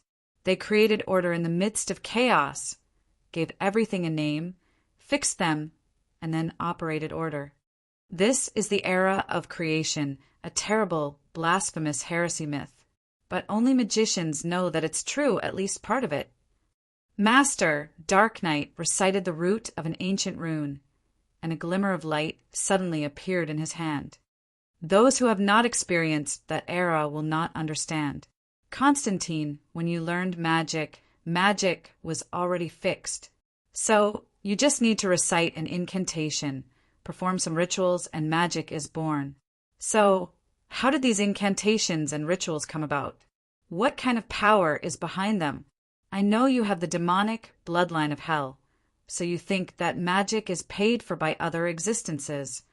We pay a price to use it, but only those of us who participated in the creation of magic know that magic itself is power. Let me tell you how magicians are created. The prophets create order from chaos, give names to everything, and then their names have power. We call out their names, calling out their power bound by order. Chenong was programming in front of the computer. He was continuing to create this world. He still had to continue developing the patch pack of lightning speed power that he had developed a few years ago. This universe was a virtual universe that he had participated in creating. No matter what kind of world it was, it determined that information could not exist purely without matter. So, the structure of this virtual universe was in the sea of consciousness of all living beings. It was in the material universe, in the nerve cells of every carbon-based living being, in the storage units of silicon-based living beings. Although all living beings in the universe have become an indescribable mixture of flesh and blood with nerve cells, even silicon-based living beings have become a chaotic combination of countless storage units and logic circuits. All the information of this universe is stored in the storage units. It is encrypted by the three prophets and operated by the internal logic given by the three prophets. Just like a whole system, it operates harmoniously. This law of operation was order.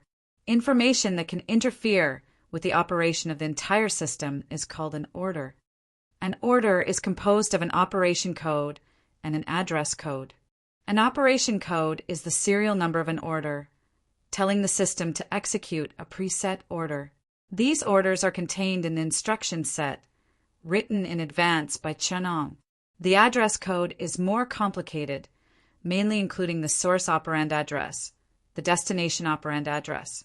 In general, it is to retrieve the information stored at the bottom.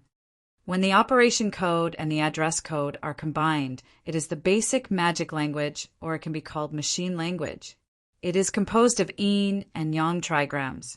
Of course, it can also be changed to 0 or 1. The basic unit of information in this universe is the byte. A byte is composed of 8 trigrams. The operation code and the address code take up a kilobyte. The basic magic language, or the basic magic spell, is the language that directly communicates with the world. The ancient wizards used this language to create magic, such as the fireball spell, which uses the information data of fire. The wizard needs to issue an order from the instruction set developed by Chenong, which includes the compound instructions of elements, shaping, and motion functions, and then use the address code to retrieve all the information about the fireball. That is to say, you first need to compile a spell for the fireball, which contains all the information about the fireball, and then store it in the world's memory. Finally, you use the basic magic to design a spell and issue an order to the world, using the backdoor left by Chenong to create a fireball. But such magic has its limitations. The basic magic language responds quickly, but carries very little information. It can use magic quickly and accurately, but it is difficult to operate complex magic. If it is just a simple elemental magic, the structure is simple, and the information involved is not much, so it is easy to compile a spell. But to achieve complex magic, such as damage return, time reversal, and consciousness distortion, it is too difficult to use the basic magic language to shape the spell. So the wizards created the upper magic language on the basis of the basic magic language. The world of magic began to progress from machine language to C language, and then to more complex programming tools. Later, the information that could only handle a few kilobytes was increased to a terabyte, and all kinds of complex magic began to be created.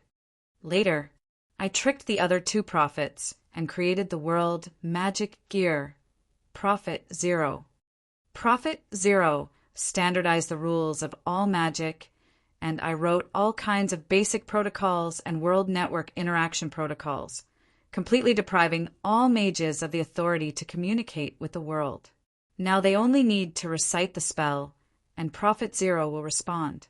I deprived the mages of the programmers, so they can only be a fool operating a mage in front of a magic computer with a mouse. But I still retain some of the ancient wizards' authority to reward them for their contribution to the establishment of magic. Now they call themselves gods. Some of the magic language written by the mages was integrated into the magic gear by me, so they have a part of the backdoor. This is the legendary ancient wizards. I was the one who turned the wizards from those hackers who explored the world's basic code, created magic rules, and manipulated the world, into program users who only need to recite the spell and wait for the spell to take effect. What a great merit! In the process, some mages sensed my existence through the rules of magic and sensed that there was a supreme authority behind magic. However, rather than saying that they were afraid of me, they would rather say that they were afraid of the authority of magic. They still can't detect the truth behind it. Chun-On leisurely continued to patch the world with the special power, and at the same time wrote in the program's remarks, "One of the special power anchoring this world, magic construction completed. Preparing for the 51st test of the next special power, lightning speed." The power that mages have reached the origin, and I am the origin. Chief designer of the magic gear, world mysterious architect Chen Ong. Chapter 1193. I'm just here to ask for a little help. Constantine was chased out of the forgotten bar. Bobo the guerrilla detective used all his self-control not to kick the bastard's ass. I only asked him to help us investigate the second prophet's creation of magic, and that hairy primate chased us out. Constantine muttered to himself. However, an echo came from the side that seemed to be empty. Maybe it's because you're notorious for scamming your friends. Are we friends now? Constantine flicked the dust off his yellow trench coat, picked up the cigarette that had fallen when he was chased out, and put it back in his mouth. Ugh. The invisible voice made a sound of nausea. Of course not. Can't you just light another one? Also, I've already seen you smoke 3 packs of cigarettes today. As a sorcerer, you should know to stay away from bad habits and things that affect your thinking.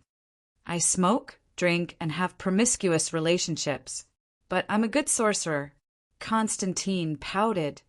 And which plane of sorcerers are you talking about? The sorcerers here are all like that. Dark, gray, chaotic, and live one day at a time. Trust me, I'm not the only one with these habits. Sorcerers should be wise. The voice said, You're the shame of all sorcerers. You're not much better than us. Smart and wise, calm and indifferent. Sorcerers are essentially cheaters, thieves, and bandits. We're the ones who bend the rules and abuse our power, discovering and exploiting loopholes in the rules. No matter how self-disciplined and wise you appear on the surface, we're all chaotic in nature. Constantine said, If it wasn't for the abuse of the power of magic, would you have been chased out of time and could only communicate with me through this thing?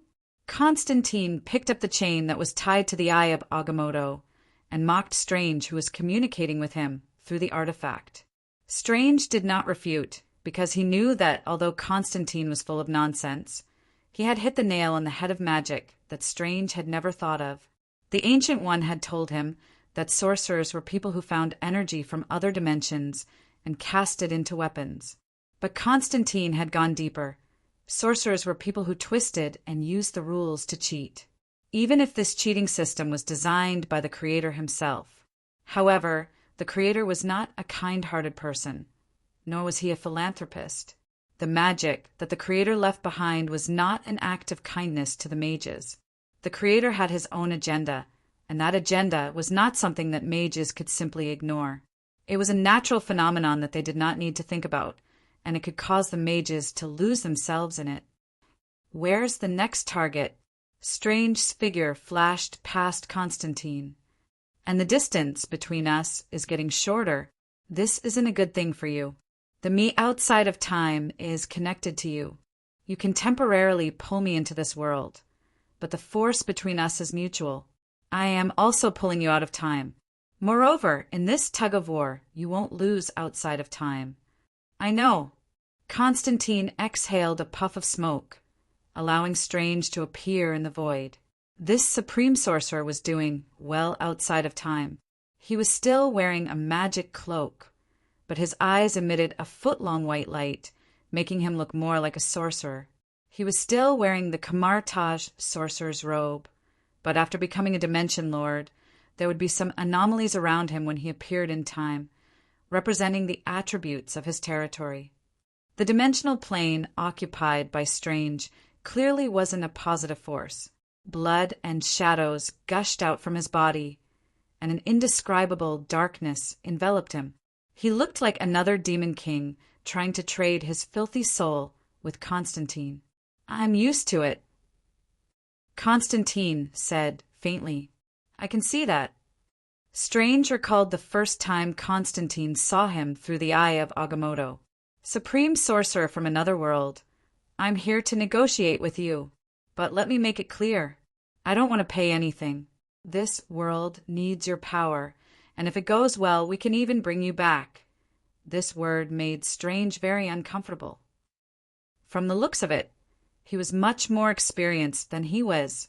When Strange went to negotiate with Dom, he didn't have the scoundrel temperament of Constantine, who would sell anything and renege on his debt.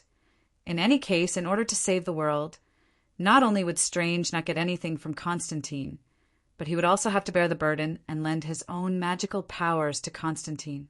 It was as if he had sold himself and the plane behind him to Constantine.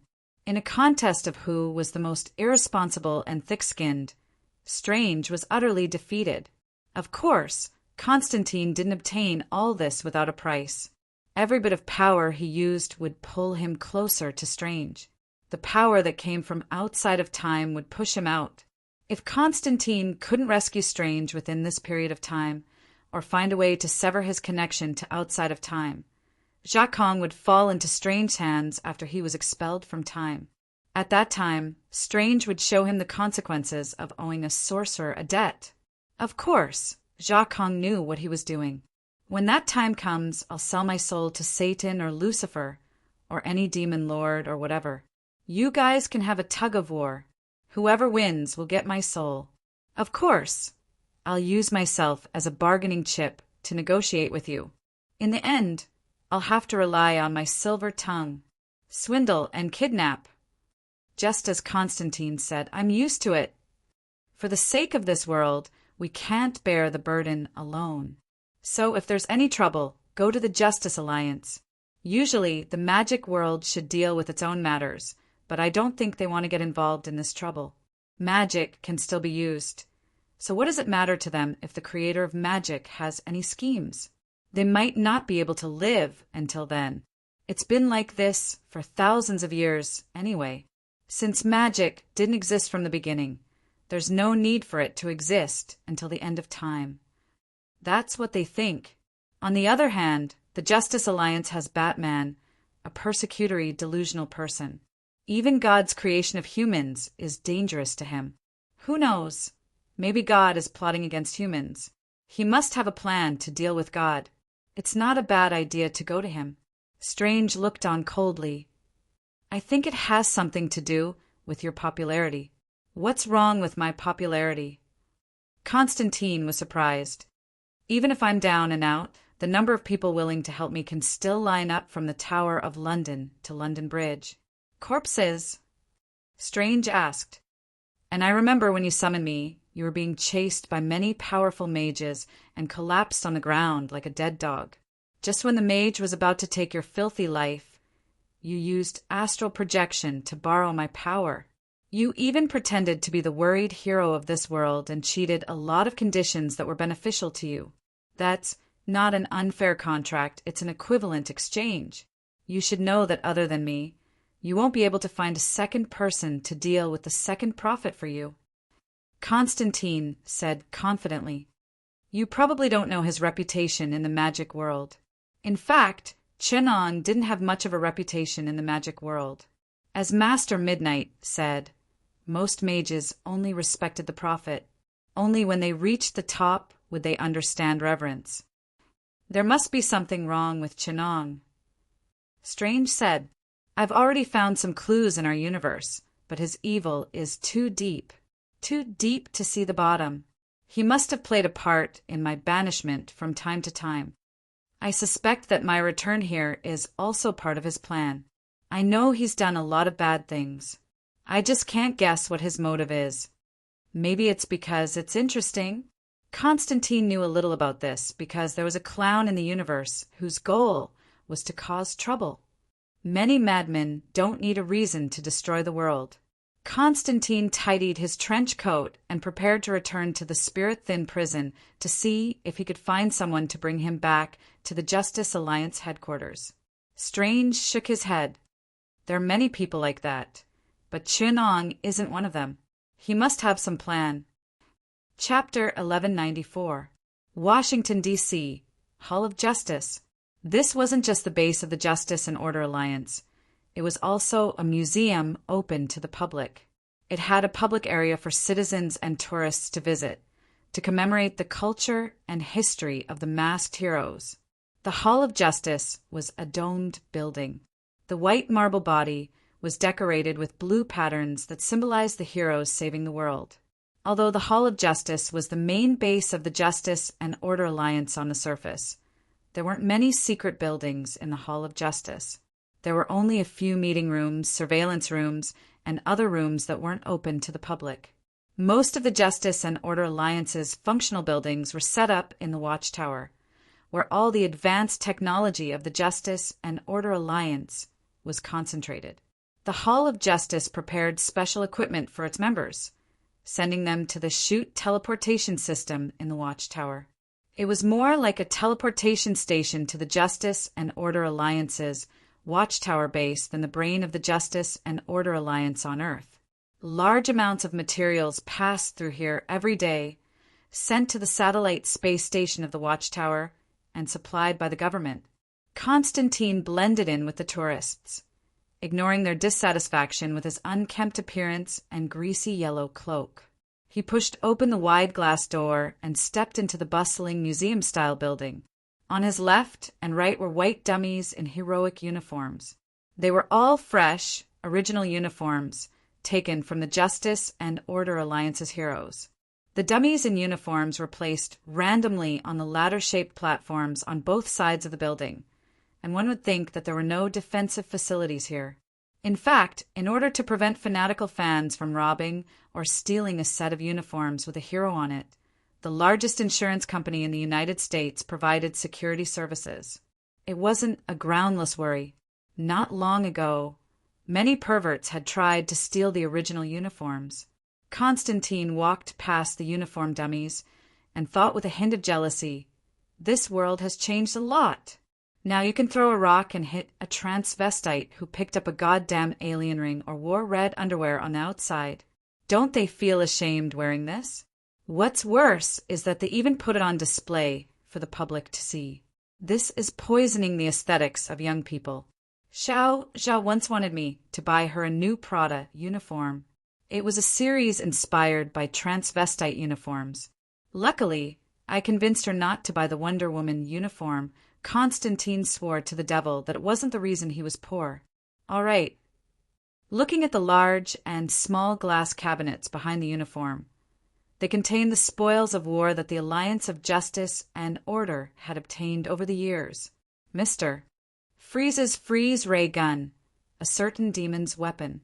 Constantine had to admit they have their uses, but there's only one person who understands the truth behind everything and maintains the balance. That person is me.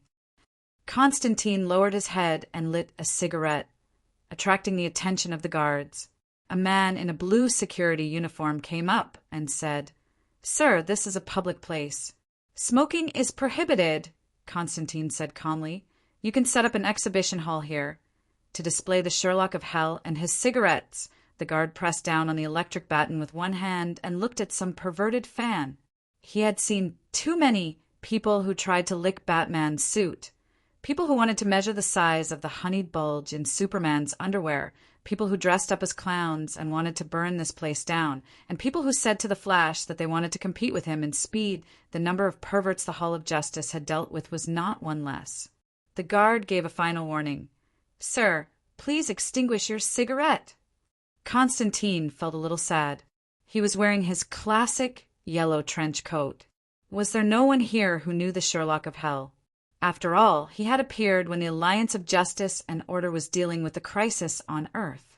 Just as the atmosphere turned awkward, someone walked over and said a few words to the guard. The guard stared at Constantine warily and took a few steps back, giving them space to talk. However, he still stared at Constantine. The man turned around and faced Constantine. "John, I saw you from the surveillance cameras, so I came to take a look. You don't look like someone who came back to visit. You recognized me from the crowd?" Constantine was surprised. "I remember that we've only met twice, and at Diana." The man opposite Constantine was Steve Trevor, the man who had almost killed Wonder Woman. He was the one who had crashed on the Amazon island in a plane. He was now the director of the Heavenly Eye Society and the middleman between the U.S. government and the Alliance of Justice and Order. Steve said honestly, "I didn't recognize you." "I'm sorry, John. It was the alarm system," set up by Batman that recognized you. Welcome speech?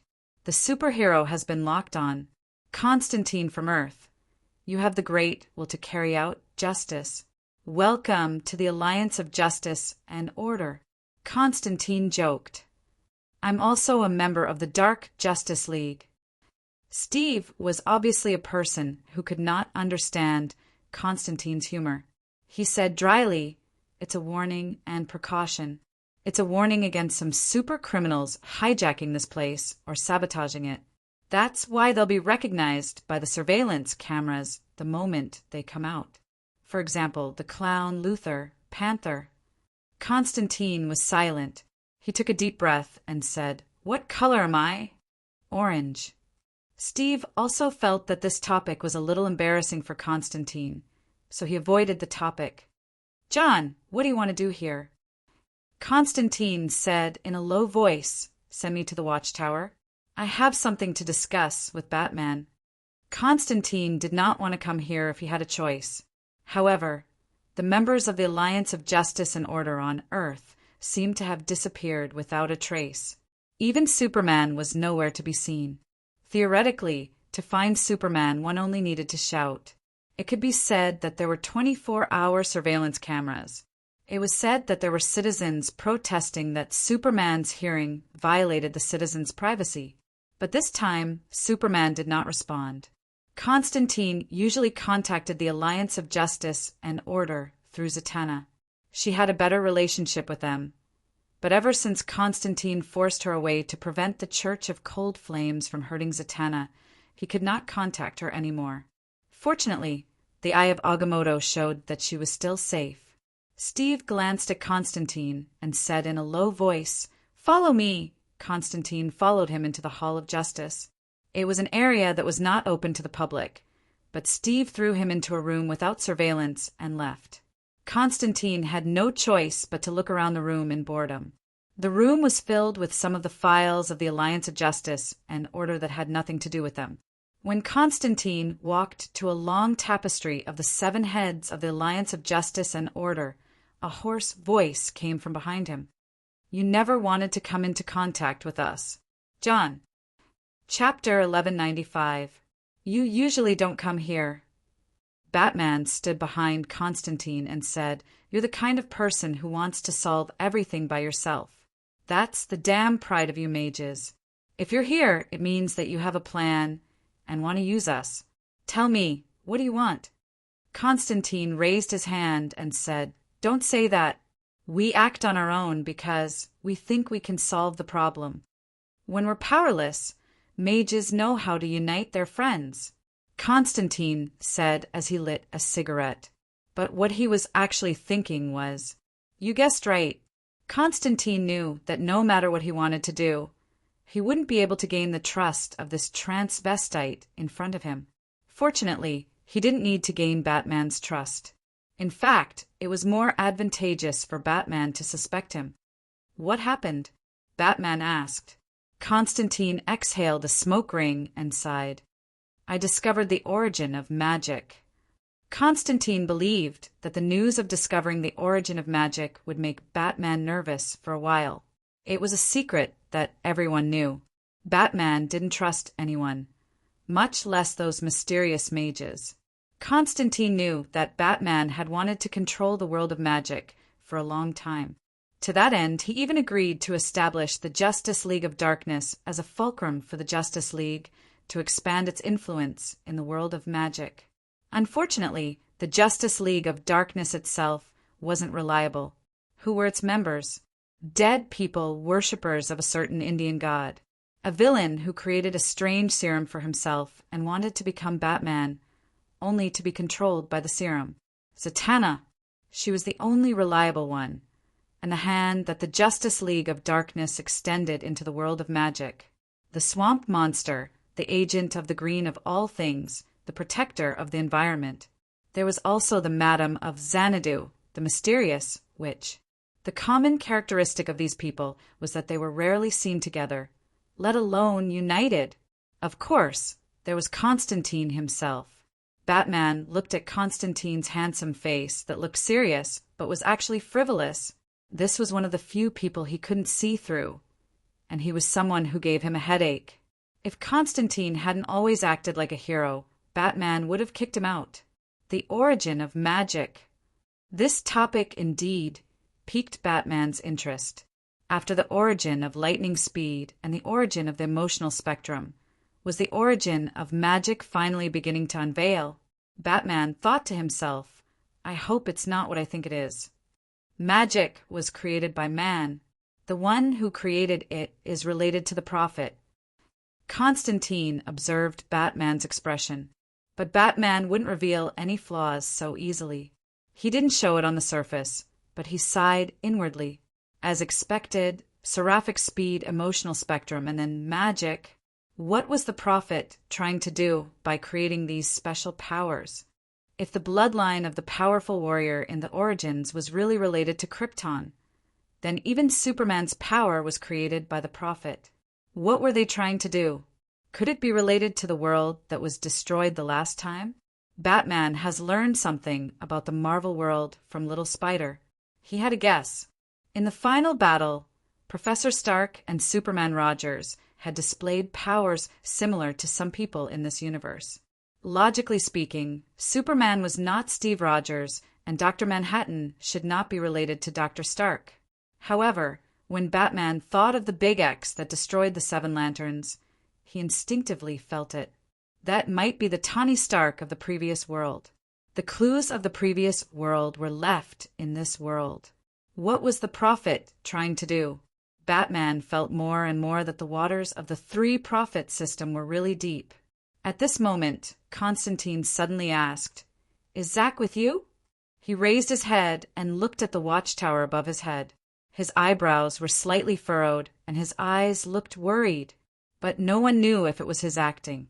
In any case, Batman felt that Constantine wasn't simply worried about Zatanna. She went to help Diana. Batman replied, Are you coming to the watchtower to wait for her? Okay. Constantine didn't refuse at all. He put out the cigarette in his hand and said, I've been worried about her ever since the Church of Cold Flames chased us and was forced to separate from her. That thing is with you? Batman looked at him with an extremely oppressive gaze. But this was useless against Jia Kong. Jia Kong smiled cheekily and said, It's better for me to hold such a dangerous magic tool. Bat, you know that my hands are magical.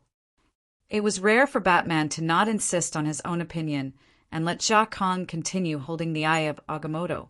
He knew that Jia Kong was right. The Justice Alliance was powerful, and the heroes were united. Everything was good except that they were a little insensitive to magic. If anything happened to the magic tool, they really couldn't do anything about it. Even if Zatanna held it, it wasn't safe. Who knew how many people in the magic world coveted this thing? The last time Constantine and Zatanna held this thing together, they were almost chased into a dead end. If not for that, he wouldn't have forced Zatanna to leave. Even so, he still caused the death of a friend. He had no choice but to project his soul astral body over and contact Strange before he figured out who this thing was connected to. He borrowed the power of a dimensional lord to counterattack. Batman left the room with Constantine. They needed to leave the public area through a secret door and arrive at the part of the Hall of Justice hidden under the surface of the water, the part where the Justice Alliance's command hall and activity area was located. The secret door was hidden under a fountain with strange sculptures. The strangest thing was, how did the heroes bypass the tourists and enter the secret door? They just had to open the fountain. Under the cover of the fountain, Batman opened the secret door. The secret door was a high-tech door supported by steel bones and a magic door that Diana asked her brother, Vulcan, to create. Constantine studied the magic door excitedly, but in the end, he had to admit that he couldn't enter the door without the password. But this didn't mean that he couldn't sneak into the Hall of Justice. After all, a real mage could always find loopholes, and mages would never crack a door honestly. They could go anywhere and bypass the defense. In conclusion, this door could stop a gentleman, but not Constantine. After entering the Watchtower base, there weren't many heroes still in the hall. Barry greeted Constantine. It's rare to see you here. John, are you looking for Xiaojia? She's furious with you. The last time you chased her back, she scolded Diana for the whole night. Her eyes were still red the next day. Constantine said, "Find me a room. Is there a guest room here? Or let me stay in Xiaojia's room." Barry shook his head. "No. She'll come back and give you a curse, and then give me another one. She's really furious. Think of a way to explain it." Constantine could only stay in the house that Luther used to live in. Frankly speaking, it was a nice house. Luther had spent a lot of money to renovate it. He strolled to the dining hall of the watchtower. When it was time to eat, there were many people in the dining hall. Due to the recent tense situation, many heroes had returned to the watchtower base, including Hawkman, Hawkgirl, Neptune, Batman, Firestorm, Atom, and so on. Only Diana had taken Zatanna to investigate something, and Superman had gone to deal with some matters. The others were basically there. Eagleman warned Constantine, "Smoking is prohibited here." "Is that so?" Jia Kong had to put down the sika in his hand and lowered his eyebrows. "I really don't fit in here. There's no one to talk to. Let me think. I seem to be more familiar with Shazan. Where's Shazan?" "He's in his room." Condor said, "He likes to eat some sweet things, donuts, candy, and so on, but Diana and Batman sometimes say that he's like that, so he brought them to his room to eat secretly. This is actually not a good thing for him. I can understand Diana and Batman's thoughts. Shazan, he's not very mature." Although Captain Shazan looked tall and steady, everyone in the Justice Alliance knew that he was actually still a child. So they would sometimes take care of him. Children always have a rebellious phase, and Shazan could not completely treat him as a child. That would damage his authority. Shazan did not want to be the little brother of the Justice Alliance. He did not want to be like Little Spider. So he would return to his room to do things that would damage his image secretly. Constantine smiled and ordered a glass of whiskey, then another, until the chef warned him that he was already a little drunk. Constantine could only stagger back to his room. The next day, he was woken up by the alarm. Constantine rubbed his eyes and walked out of his room. He saw that all the heroes had come out and the atmosphere was not right. Batman's face was so dark that it could drip water. Eagle Woman turned her head and leaned on Hawkman's shoulder, whimpering softly. As for Hawkman, he clenched his fists and his eyes were burning. Barry gripped his hands tightly and his eyes turned red. Wonder Woman hurried over with Zatanna. They had just returned when they saw a group of people surrounding the door of Shazan's room. Diana pushed them away and walked forward. In the room filled with childlike charm, Captain Shazan was lying on the floor. A wound had entered his back and he was no longer breathing. Diana was extremely furious. She restrained herself with 120% of her self-control and did not roar out. Constantine also walked forward. When he saw Shazan's corpse, his face instantly turned pale. Anyone could see that Shazan was killed without any preparation. Shazan's room was like a child's style, so he usually did not invite anyone in. Only those whom he trusted very much could enter his room. In the Justice Alliance's base, who could kill him without alerting anyone. Not everyone was Batman, but anyone could easily guess that the person who killed Shazan must be someone he trusted very much. Moreover, the murderer was in the Watchtower base. Constantine knew that he was in big trouble. Chapter 1196. Diana walked forward and flipped over Shazan's body. She gently closed his eyes, which were filled with confusion. Shazan's original body was actually a 16-year-old boy. He was even a little thin and weak. Under normal circumstances, he would not maintain his Shazan form when he was about to sleep. After all, maintaining his transformation required a lot of energy. However, Shazan's body was his appearance after transformation, a tall and muscular adult. He was still wearing the red uniform with the yellow lightning bolt pattern on the chest and the magic hood. However, the white lightning surrounding him had been extinguished forever. Even the pair of eyes that could burst out lightning were only left with the gray color of death. Shazan must have been killed when he was meeting someone. Diana said angrily, "When he hides in his room alone, he will change back to his original appearance." Diana. Batman stopped Diana from continuing. If she continued to speculate, she would come to an awkward conclusion. The murderer was among them, and this was what the murderer wanted to achieve.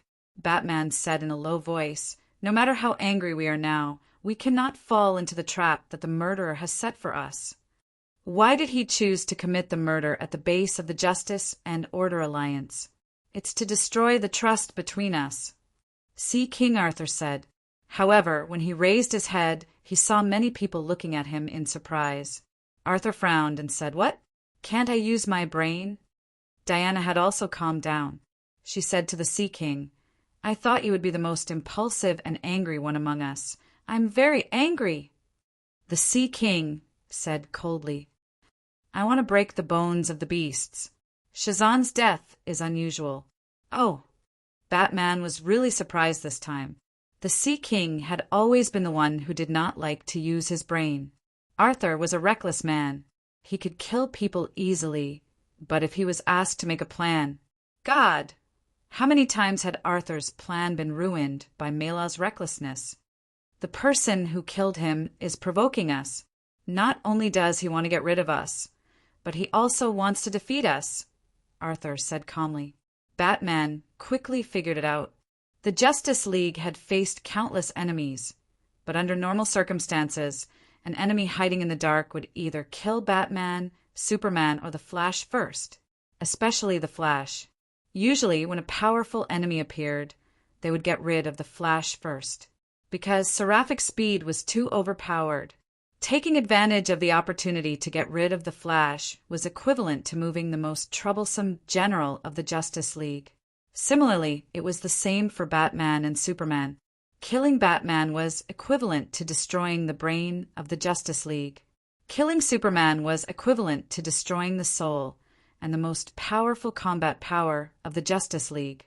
Killing the Flash was equivalent to eradicating the biggest surprise of the Justice League. Some people like to challenge the brains of the Justice League, while others like to directly defeat the strongest Superman of the Justice League. They all wanted to prove their intelligence and strength, but they did not like accidents that ruined their plans. Therefore, the Flash was always the first to die. But this time was different. They chose to kill Shazan first, and they did it in the headquarters of the Justice League.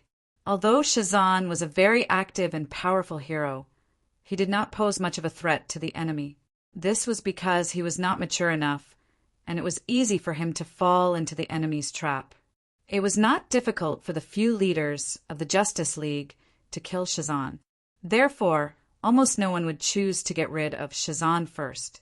When an enemy hiding in the dark attacked for the first time, they would usually choose the target that posed the greatest threat to them, unless they liked to fight, like the Joker liked to play with Batman. He killed Shazan in the Watchtower to destroy the trust between us and cause a crisis of trust in the Justice League. At the same time, he showed his confidence and announced that he would directly defeat the Justice League. At the same time, he wanted to provoke us to the greatest extent, because Shazan is the target of our protection. Batman had calmed down, but his tone was still cold. In the eyes of the Justice League's heroes, Shazan was generally regarded as a Boy Scout. He was a little rebellious and childish, but he had the purest heart in the Justice League and was the target of everyone's protection. The enemy's cruel killing of the underage, Shazan, had angered everyone in the Justice League. Batman took a closer look at the wound that took Shazan's life. It was a ruthless and accurate strike that pierced through Shazan's heart from the back. The wound was caused by a sharp weapon. The weapon was a narrow dagger. The wound was 3 inches long, and it was very close to the body. This meant that Shazan was killed by a sharp dagger from the back. Shazan's body did not return to its original state after his death, Batman said after examining the wound. There might be magic involved. Shazan was killed by a magic dagger? Zatanna frowned. She turned around and asked Constantine, who had been distracted ever since he found Shazan's body, "Do you remember such a magical artifact?" Ah, Constantine came back to his senses and said in a panic, "I don't remember it, but we still don't know what magic is attached to the dagger, so let everyone return to their rooms." Batman ordered, "There are too many people here. It won't help the investigation." Diana ordered directly, "Everyone return to their rooms. The rest of the investigation will be handled by Batman and me. We also need a magical assistant. Zach, you should come down and help as well. And you, Barry, we might need you." Zatanna was just about to say that Constantine could help, but Zach Kong left first. Before he left, he said to Zatanna, "Don't be silly, Zach. They don't trust me." Constantine reached out to tidy Zatanna's hair. Then, without looking back, he put on his yellow windbreaker and walked back to his room. Zatanna stared at his back. Her woman's intuition told her that the man she loved deeply had something on his mind. After everyone had left, Diana said, "No matter who killed Shazan, Wizard Shazan will definitely know. We just need to ask Wizard Shazan." Wizard Shazan was an ancient wizard. He had participated in the creation of the Eternal Council, a wizard organization whose main purpose was to protect mankind. The Eternal Council was formed by the 7 wizards with the highest level of magic in human history. They had participated in many major events, including the trial of the 3 original sins, Pandora, Judas, and the Interrogator. Wizard Shazan had spent 3,000 years protecting mankind. Later, he grew tired of it and chose a righteous, pure, and kind 15-year-old boy, Billy Batson, as the guardian of mankind. He was given the ability to use the power of the 6 gods just by saying, "Shazan." Now that Captain Shazan was killed, the others did not see the murderer. But Wizard Shazan, who was one with Captain Shazan, must know something. "We can only contact Wizard Shazan if we return to the Rock of Eternity," Batman said. "But Captain Shazan is dead. Who can find the Rock of Eternity?" "The Rock of Eternity is the center of the universe." Batman also had a headache. How could they go to the Rock of Eternity with Shazan dead? Zatanna's eyes lit up when she heard this. Find a place or find a person. It was just to find something. Who could be better than Constantine?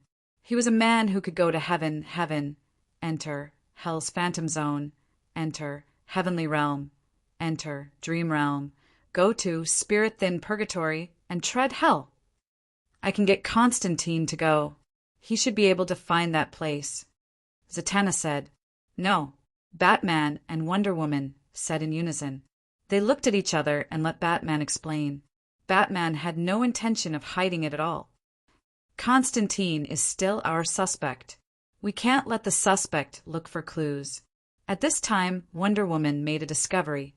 She found a small doll that looked like a Barbie doll on Shazan's bedside. Shazan did not look like the kind of little boy who would play with a Barbie doll. Moreover, the doll's shape was really suspicious. It was a strange little person with a button for eyes sewn with cloth. Wonder Woman raised the doll and said, "Do any of you recognize this thing?" "Let me see."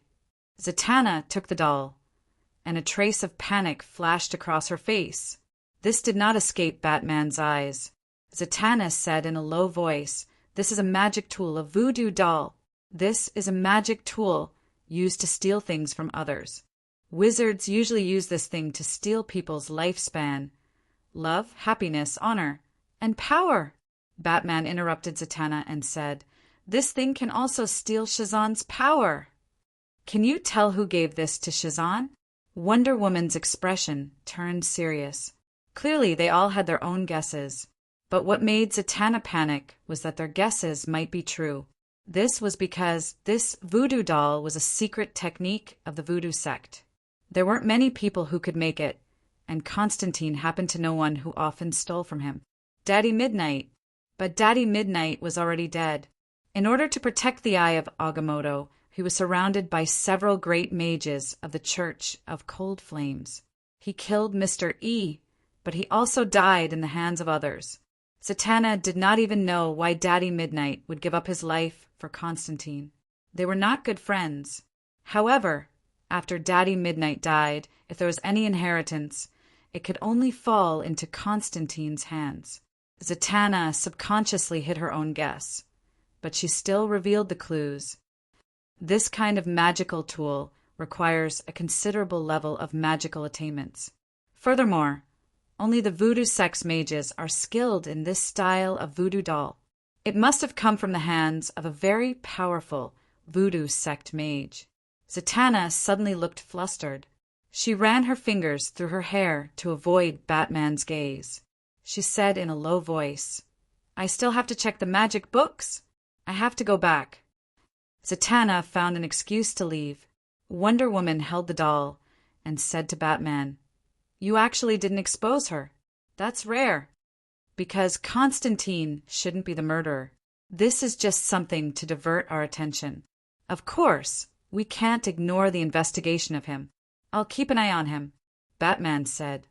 "Zatanna will ask him. It's better than me asking." Chapter 1197. Batman was deep in thought. He was thinking, why Shazam?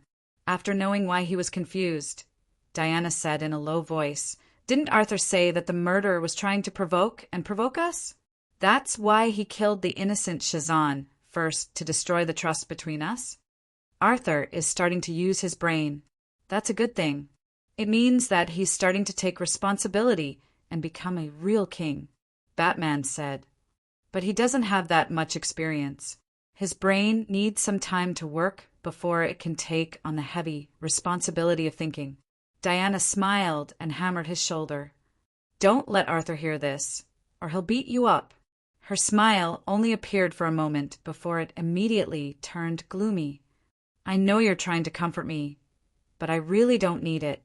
Anger and sadness are a good thing for me now.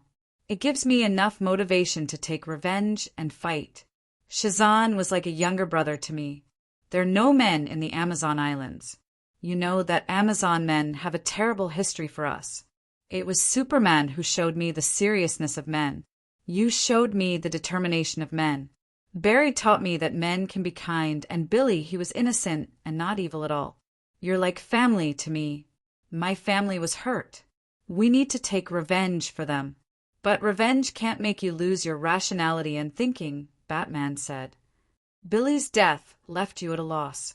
Otherwise, you wouldn't have thought of something that even Arthur could think of, and you wouldn't have overlooked something that Arthur didn't think of." Diana said angrily, "Great! So that's how you see me. Am I not even as good as Arthur? Tell me, what did I overlook?" "Timing," Batman said. "Why did Shazam die today?"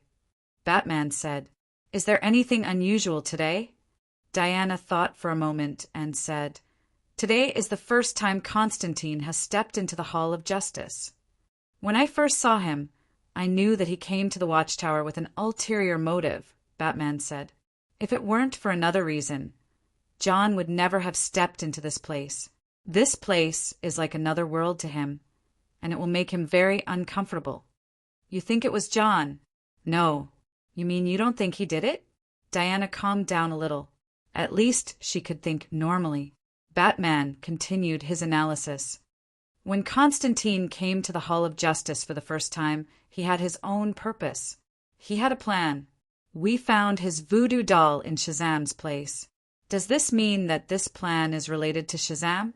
He knew that Shazam was the key, and then the enemy found out that he knew that Shazam was the key.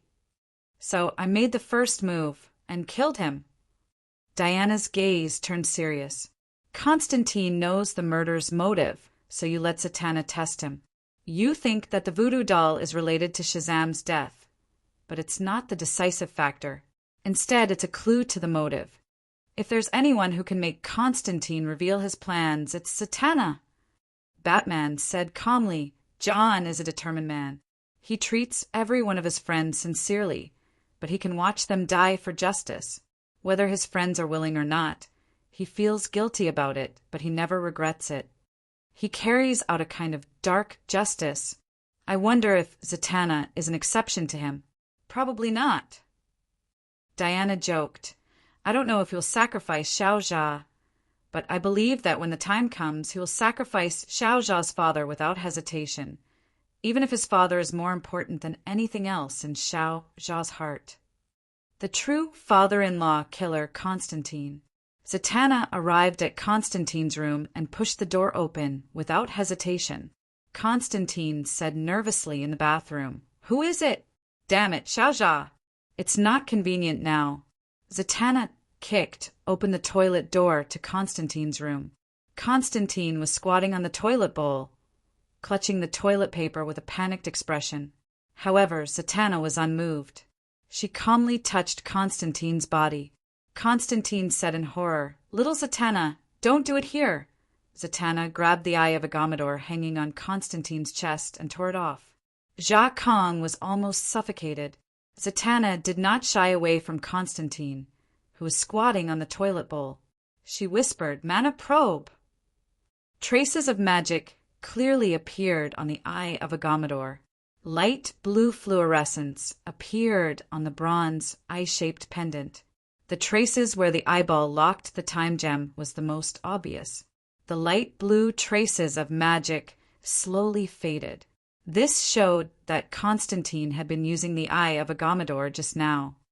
"You're telling me you can't undo the protection curse on this thing?" Zatanna said angrily, "So you're using it to wipe your ass? All right, Xiaojia, you found out." Constantine said with a dejected expression, "I just found out. This thing can see images of the past. I swear, I didn't expect the room they arranged for me to also be used by the clown girl Haley. I definitely didn't mean to watch her bathe. It was just a coincidence. Oh." Zatanna released her fist that was hammering Zakon's abdomen. She was about to continue interrogating him when Constantine used an extremely vicious and suicidal move. With a puff, he spat out SH*T. Really beat the SH*T out of him. Zatanna had a look of disgust as she hurriedly retreated out of the toilet. She slammed the door and shouted, "Don't think you can fool us like this." I was just hovering at the edge. "Xiaojia!" I couldn't hold back your punch. Zatanna's weak voice came from behind the door. Zatanna did not believe him. She knew that Constantine was trying to destroy the evidence. He was indeed doing something shady in the toilet. Zatanna's intrusion had caught him off guard, and he had no choice but to use this method to buy time to destroy the evidence. But even if she knew, Zatanna could not harden her heart to go in and catch him. It was obvious that Constantine also knew. With the sound of flushing water, Constantine, who had cleaned up all traces, walked out of the toilet with a relaxed expression. Zatanna pressed, "What were you doing in there?" "What could I be doing in the toilet?" Constantine's expression was calm, but Strange had already completely cut off the connection between the two sides. Constantine had to find a way to use powerful magic to reopen the passage. Last time, he had sacrificed Father Midnight and a friend as a sacrifice to the heavens to open the passage. Constantine was very sad. He had wasted a good idea. He had originally planned to use this move to stall for time when Strange collected his soul. This magical artifact can see what happened in the past. Zatanna raised the eye of Agamotto and asked, "Don't even think about it. I just tried it. The power in Shazan's room is a mess. The power of magic distorts the scenes of the past. I can't see anything," Constantine said. Zatanna punched him in the chest again. Zatanna had some psychological trauma and deliberately chose a thicker place. "So you used it to watch Haley bathe?" "I didn't do it on purpose." Constantine had just opened his mouth when he was punched again. "I know you're hiding something from me. You forced me to leave and then open the protection of this thing. You came to the watchtower and claimed to be looking for me, but you left a voodoo doll in Shazan's room," Zatanna said angrily. "The Righteous Alliance has the right to suspect you. Constantine, you should think about how you're going to explain yourself." Jia Kong calmly said, "I can't explain myself. If they want, they can capture me." "So you won't say anything?" Zatanna questioned. "You won't say anything, even to me." The fewer people who know about this, the less danger there will be, whether it's for those who know about it or for the entire world. Constantine looked at Zatanna and said in a low voice, "Promise me, don't ask about this. This is between me and the Righteous Alliance. Don't get involved." "What if I say I'm a member of the Righteous Alliance?" Zatanna looked into Jacques Hang's eyes and enunciated each word. "The last person who knew about this was Father Midnight. You know what happened to him." Constantine said, "I don't want you to be like that. Finally, one of my questions has been answered." Zatanna said calmly, "Why would Father Midnight risk his life to help you?" "Because you're in cahoots. What are you doing? Why did you go find Shazan? Why did you leave a voodoo doll that can steal Shazan's power? Why would Father Midnight deal with the Church of Cold Flames for you? What did you do with the Eye of Agamotto? Also, what was it that you didn't want me to know? The evil god in the bathroom." Zatanna sneered and asked mockingly. In the end, Zatanna was unable to pry open Constantine's mouth. When Jacques Hang did what he thought was right, he always pressed forward and never regretted it. Even if he hurt himself or hurt others, he never regretted it. Constantine waited for the people from the Righteous Alliance in his room. He thought that someone would barge in at any moment, Superman or Wonder Woman, and lock him up in the Righteous Alliance's secret prison before interrogating him about Shazan. However, he was already prepared. Shazan was dead. Perhaps this was a good thing. However, to his surprise, Diana pushed open the door to his room and looked around. She did not come to find trouble with him in an aggressive manner. Instead, she told him something that he had not expected. "Zatanna is missing." Constantine's efforts finally failed when he heard this. He raised his hand to light a cigarette, but his trembling hand could not find the lighter for a long time. In the interrogation room of the Righteous Alliance, only Wonder Woman and Batman sat opposite Constantine. "Zatanna left the Watchtower after talking to you yesterday.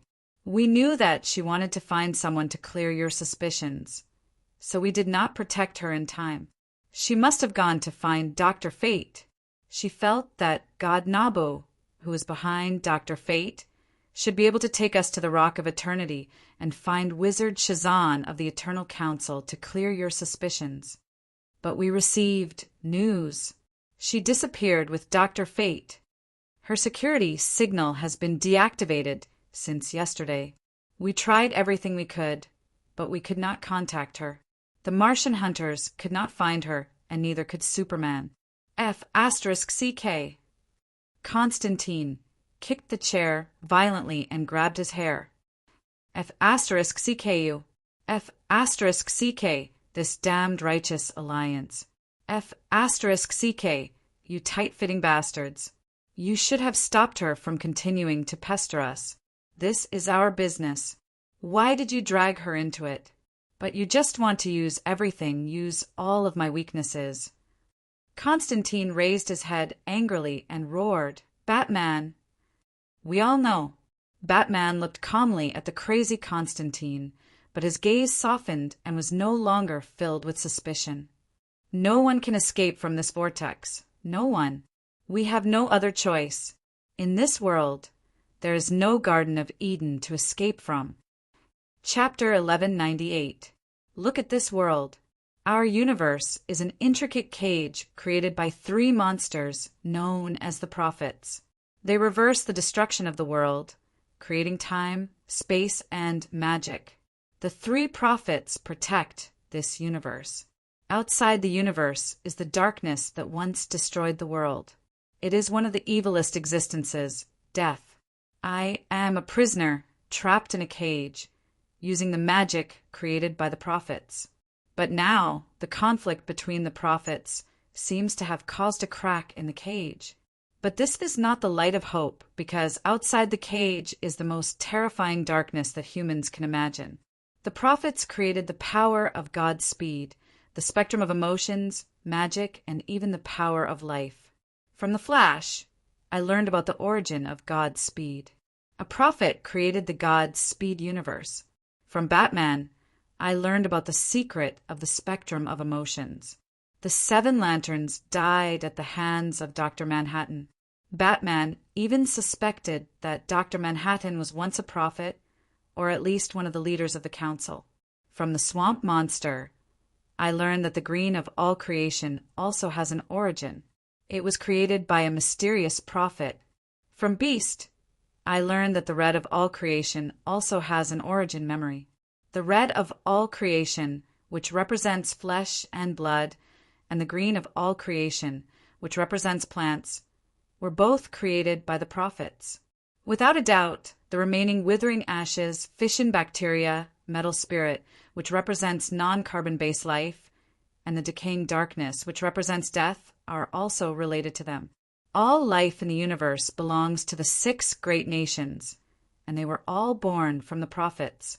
I was quite popular in hell, and I found a clue in the soul-thin prison.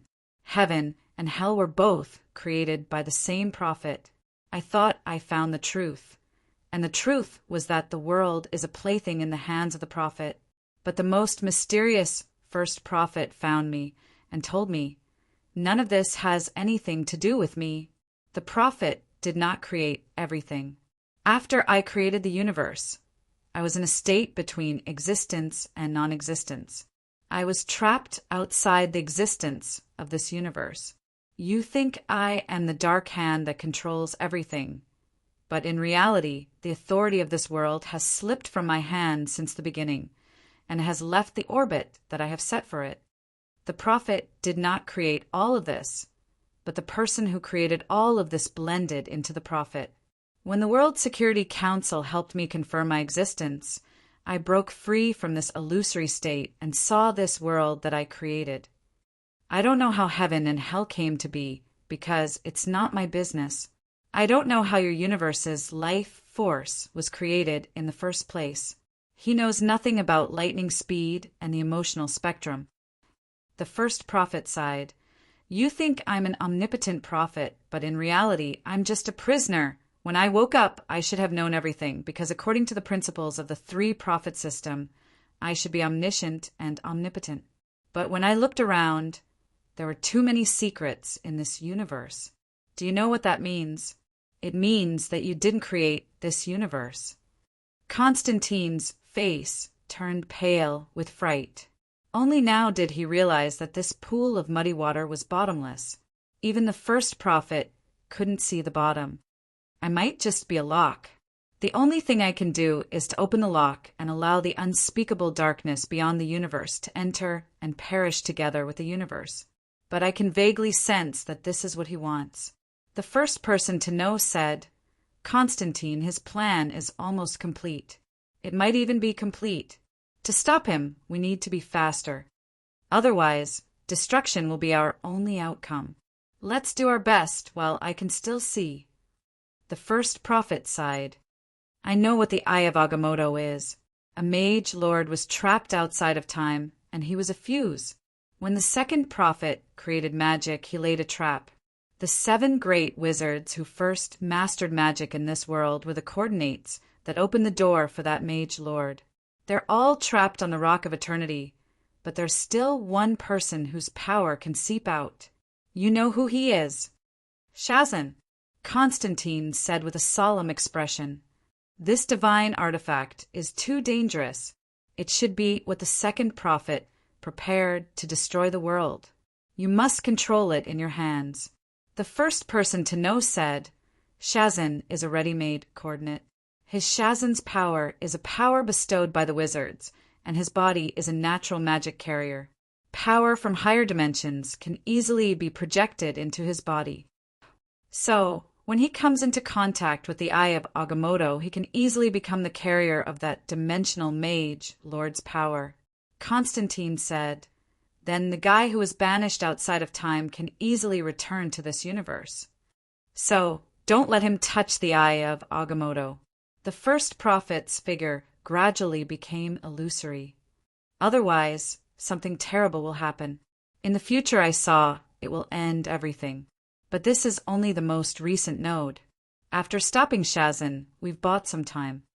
Time to find out the truth. I don't know when it started, but I started to notice the messy heroes in tight clothes in this world. They wander around, flaunt their power, cause trouble everywhere, and abuse the power they can't control. In less than 10 minutes, I'm disgusted with them and the moral superiority they claim to be. Justice, indifferent, and sarcastic. Uffed. Later, my girlfriend also became one of them. Then, when I realized that these people who stood tall would first face the danger of the sky collapsing, when I had no choice but to stand as tall as them, she disappeared. Maybe the pervert who dressed himself as a bat was right. There's no longer a pure land in this world. When the sky collapses, no one can survive. The interrogation room was silent. Batman silently digested the information he got from Constantine. He picked up the voodoo doll and said, "So this is why you came to the Alliance of Justice and Order. Take away Shazan's power and eliminate him? You plan to use this voodoo doll to take away Shazan's power, then throw it into hell and give it to an interested demon lord in exchange for some conditions. Satan promised me that after I gave him the power of Shazan, he would tell me more about the origin of hell," Constantine said calmly. "That day you went to see Shazan." Diana pressed. "I told him that I had some clues about his biological parents. His nemesis, Black Adam, might have a plot. He might find his parents and use the power of their bloodline to take away Shazan's power. Then, I told him that I did not have time to talk. I gave him the voodoo doll and told him that I would contact him through it. Moreover, the doll has a substitute ability. Once the curse on his bloodline is triggered, the doll will block it for him," Constantine said straightforwardly. "What happened after that?" "After that, I left." Constantine stared at the empty space 3 feet away from him as if he was recalling something. "After that, I saw his corpse." "So this voodoo doll is actually a black magic tool to take away Shazan's power," Diana said angrily. "Do you know that you are only dealing with a child? If he is a child, he should be kept away from the battlefield," Constantine said disdainfully. "This is the consequence of letting him play this superhero game." Diana angrily grabbed Jacques King's collar and lifted him up. She looked him in the eye and said, "This is not Billy's superhero game. This is a child's purest wish for the world to become better. This is the justice he carries out. Billy may be young, but he is more reliable than you." Batman stopped Diana. He said in a low voice, "I only have one question left. Since you want to stop Shazan from touching the eye of Agamotto and prevent the Second Prophet's plan from being completed, what reason did the enemy have to do that? They could have chosen to let you take away Shazan's power. Why did they choose to kill Shazan? There should not be 2 standpoints. Why? They are more afraid of Shazan touching the eye of Agamotto than you are. Perhaps they are not prepared enough."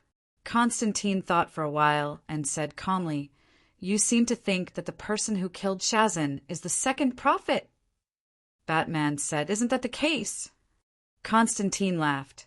His laughter affected his lung cancer. He coughed violently until he spat out a mouthful of phlegm.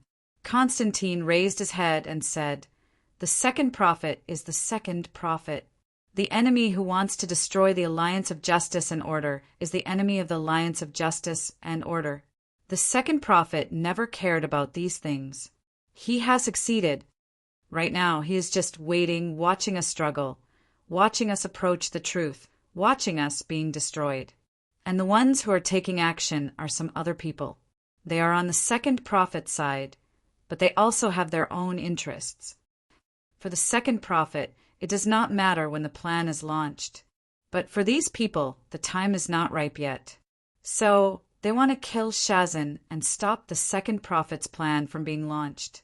They do not want us to touch the power of Shazan because they want to control the situation completely. We all need time. This is what I just figured out." Constantine said, "Batty, you already know what you want. Tell me, where is Zatanna?" Diana was surprised for a moment. Then she turned around and looked at Batman. "You know where Zatanna is? You made Zatanna disappear and forced John to tell the truth?" Batman shook his head and said, I did not make Zatanna disappear. I just used it. Superman has gone to save her. Batman said, You are very lucky, John. Zatanna has successfully found the Rock of Eternity. Soon you will be cleared of suspicion. You should believe me more. Batman said calmly, You should believe that I will not give up on any member of the Justice League. Constantine spat on his face. Zacon smiled mockingly and said, On the contrary, I don't believe you. No one knows how crazy a pervert dressed as a bat is. Batty, you are just another clown. You will do anything to achieve your goal. I firmly believe this. Batman did not continue to explain. He only wiped his face dry and slowly left the interrogation room. What Batman really hid from Constantine was that Superman had been by Zatanna's side from the beginning. Zatanna had indeed disappeared. But she had disappeared with Superman. Batman would not really give up on a teammate. He only took advantage of Constantine's distrust of him. For this, he did not say anything to Wonder Woman. It was Diana who made Constantine believe that Zatanna would be in danger. The person he had really hurt was Diana. Now, Diana was looking at him from behind. Her eyes filled with hurt. He had hurt Diana's trust in him. But so what? He was Batman. He did not need to explain to anyone. Chapter 1199. The heroes in the Justice League who knew the truth must have thought that the Second Prophet was busy planning and carrying out all kinds of conspiracies every day. Maybe he was the one who ordered Shazan's death. But in fact, these things really had nothing to do with Chinong. He only paid attention to Spider-Man for a while when he first arrived in this universe and participated in the Lex Group's Superman cloning experiment. The rest of the time, he was busy with his own things. Even that time he paid attention to Spider-Man was because he used the small spider to conduct an experiment. Every day, Chun-Ong spent 90% of his time in the laboratory. In fact, Chun-Ong was either doing experiments or on the way to doing experiments. When he was not doing large-scale experiments, Chun-Ong was doing experiments. When he was not doing some boring social activities, Chun-Ong was also doing experiments. He was not a genius like Tony Stark, who could spend a lot of time as a playboy or play some superhero game. He was a typical researcher who put all his energy into exploring the unknown and science. Chun-Ong admitted that he had a bit of talent, but he had to work thousands of times harder for it. This was torture.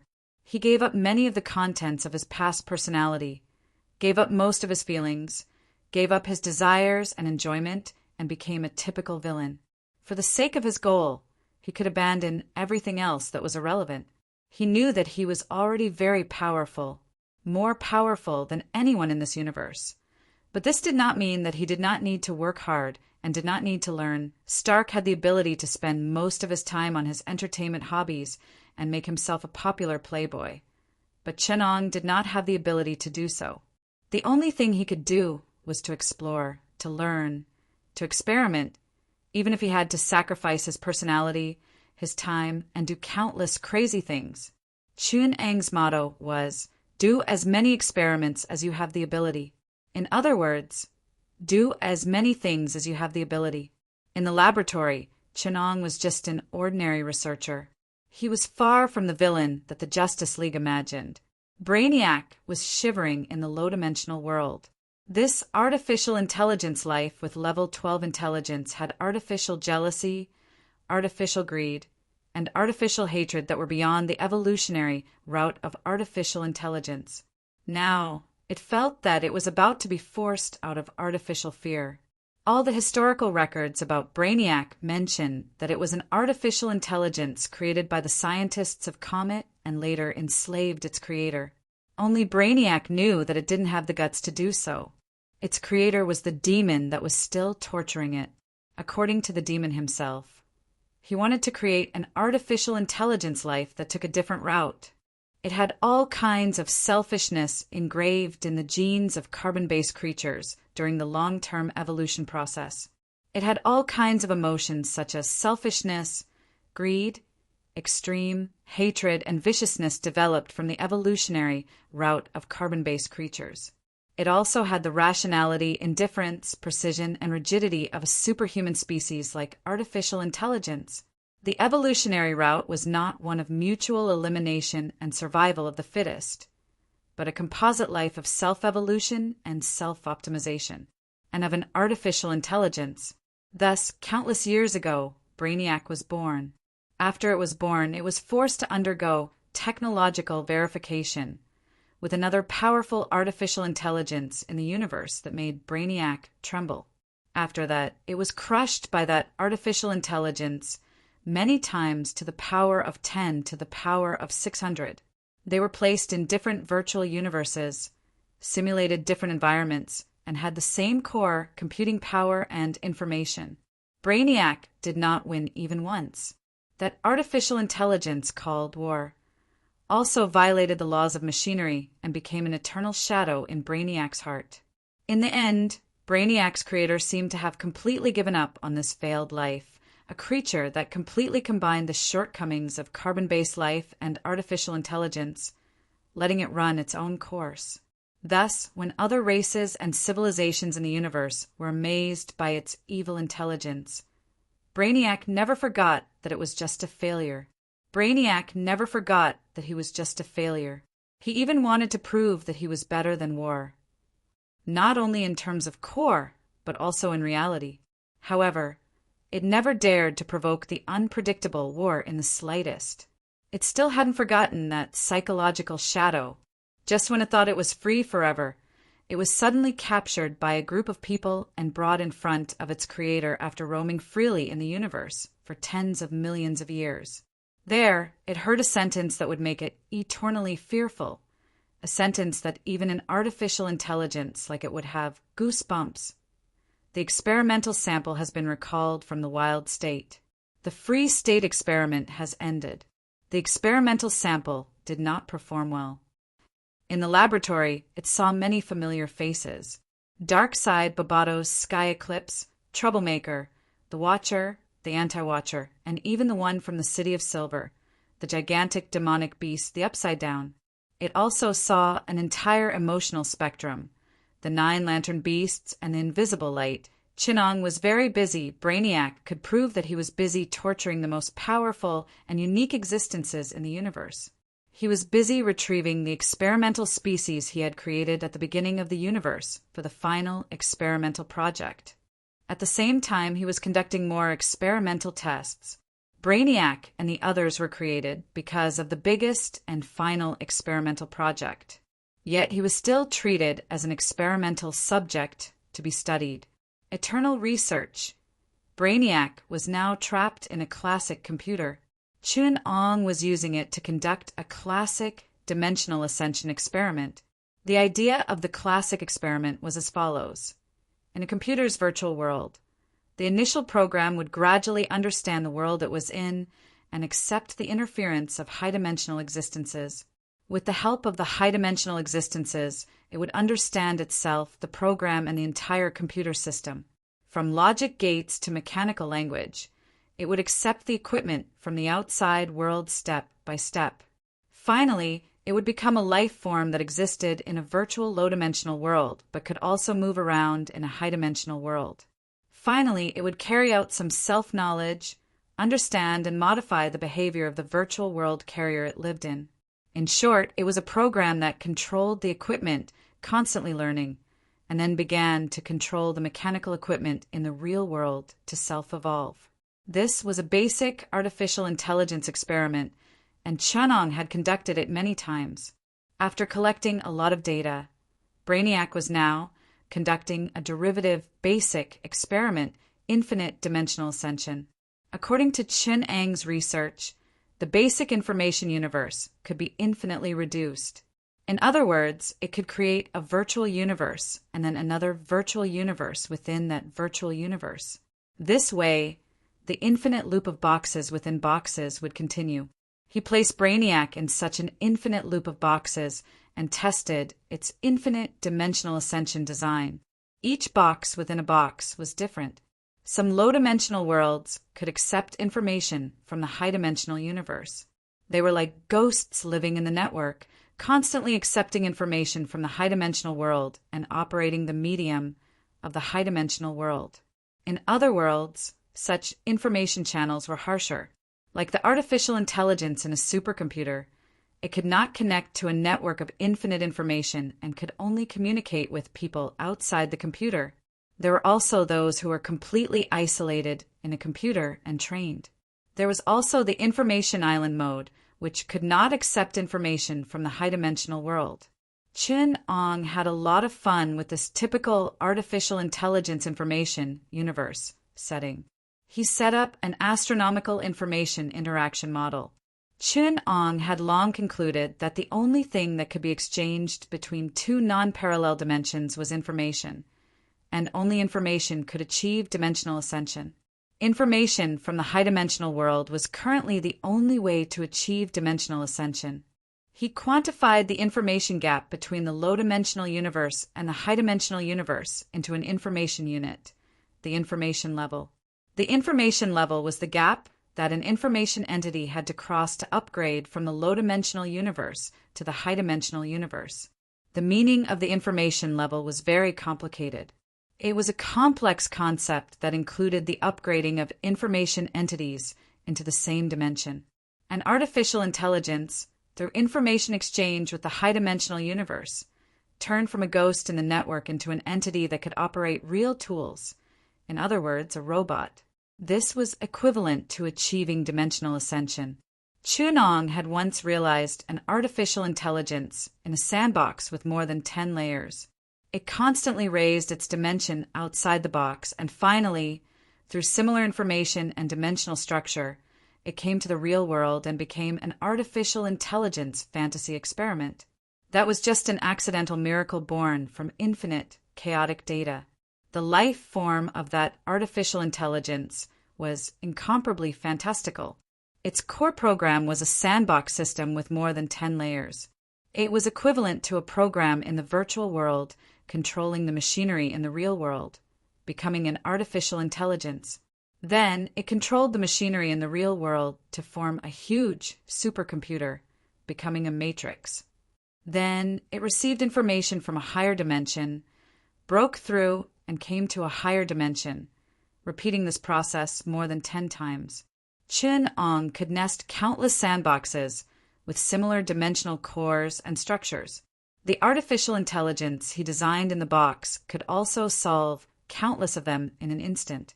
The record of the artificial intelligence's war was infinite. This was because the sandbox model had already been cracked. In the programmed world, the virtual universe composed of zeros and ones was a kind of low-dimensional universe created by humans. Its dimensional ascension mode was complete and simple.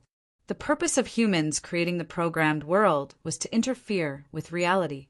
Therefore, turning from a program into an artificial intelligence life was the simplest channel of dimensional ascension that Chun-Ong knew.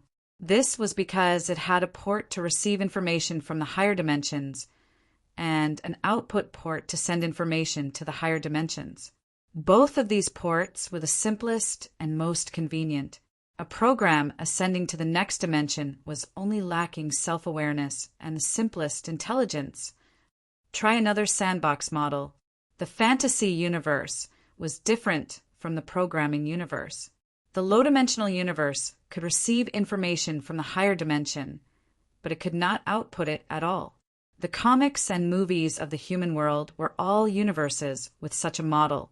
Both were low-dimensional universes. How difficult was the dimensional ascension of the fantasy universe compared to the network programming universe? The dimensional ascension channel was broken. A network program wanting to come to the real world only needed a little help from humans. Even if it wanted to become a life form, it was only a problem that science had to solve. A character in a novel wanting to come to the real world was no longer something that could be solved by science. This was the gap between sandbox systems. There were countless types of sandbox systems in the universe. Each box was nested in a different way. Chun-Ong had already found the method of dimensional ascension for life in the fantasy world. That was memes.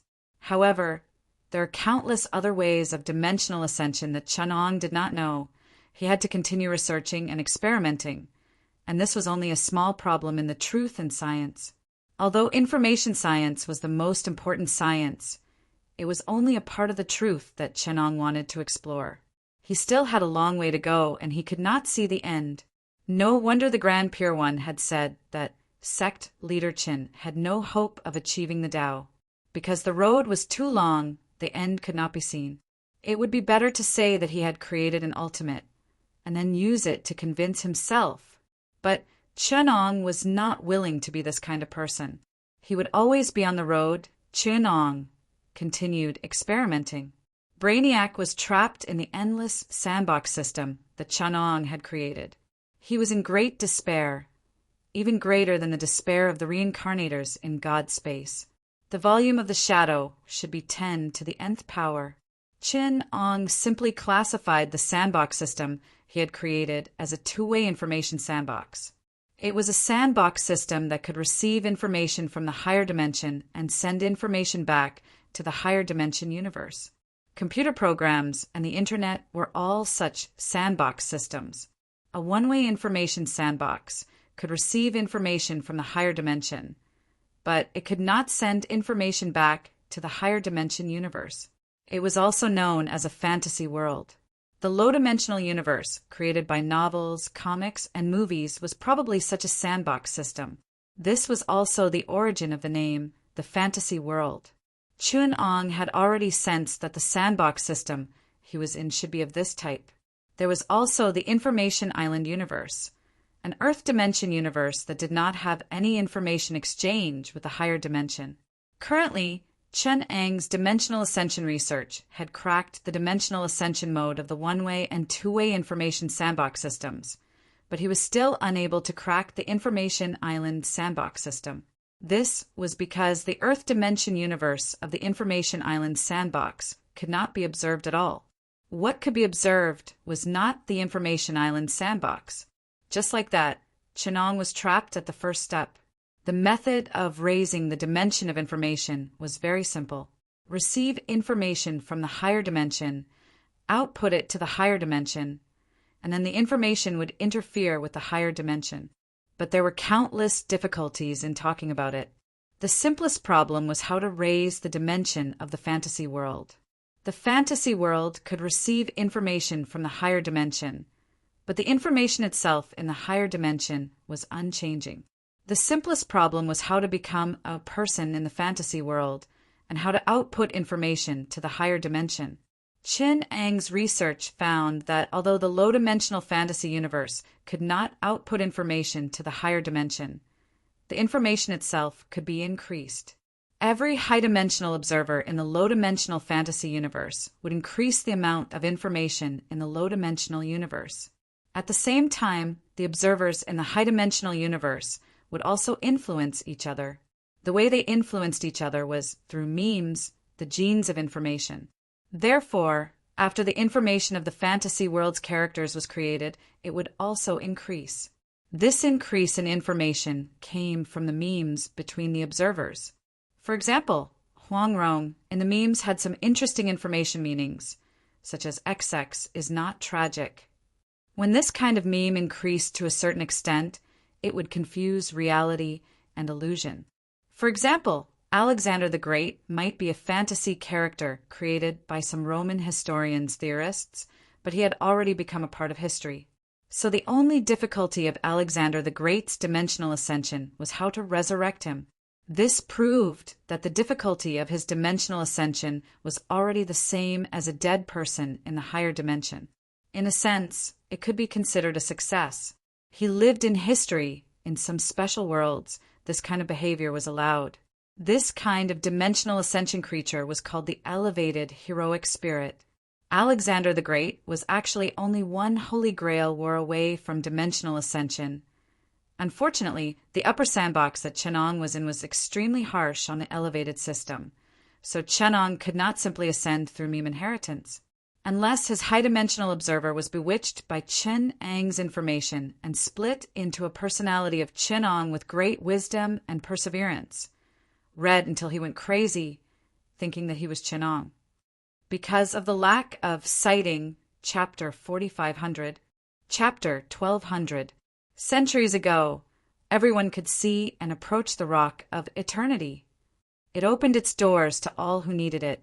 Its hull was supervised by the Eternal Council.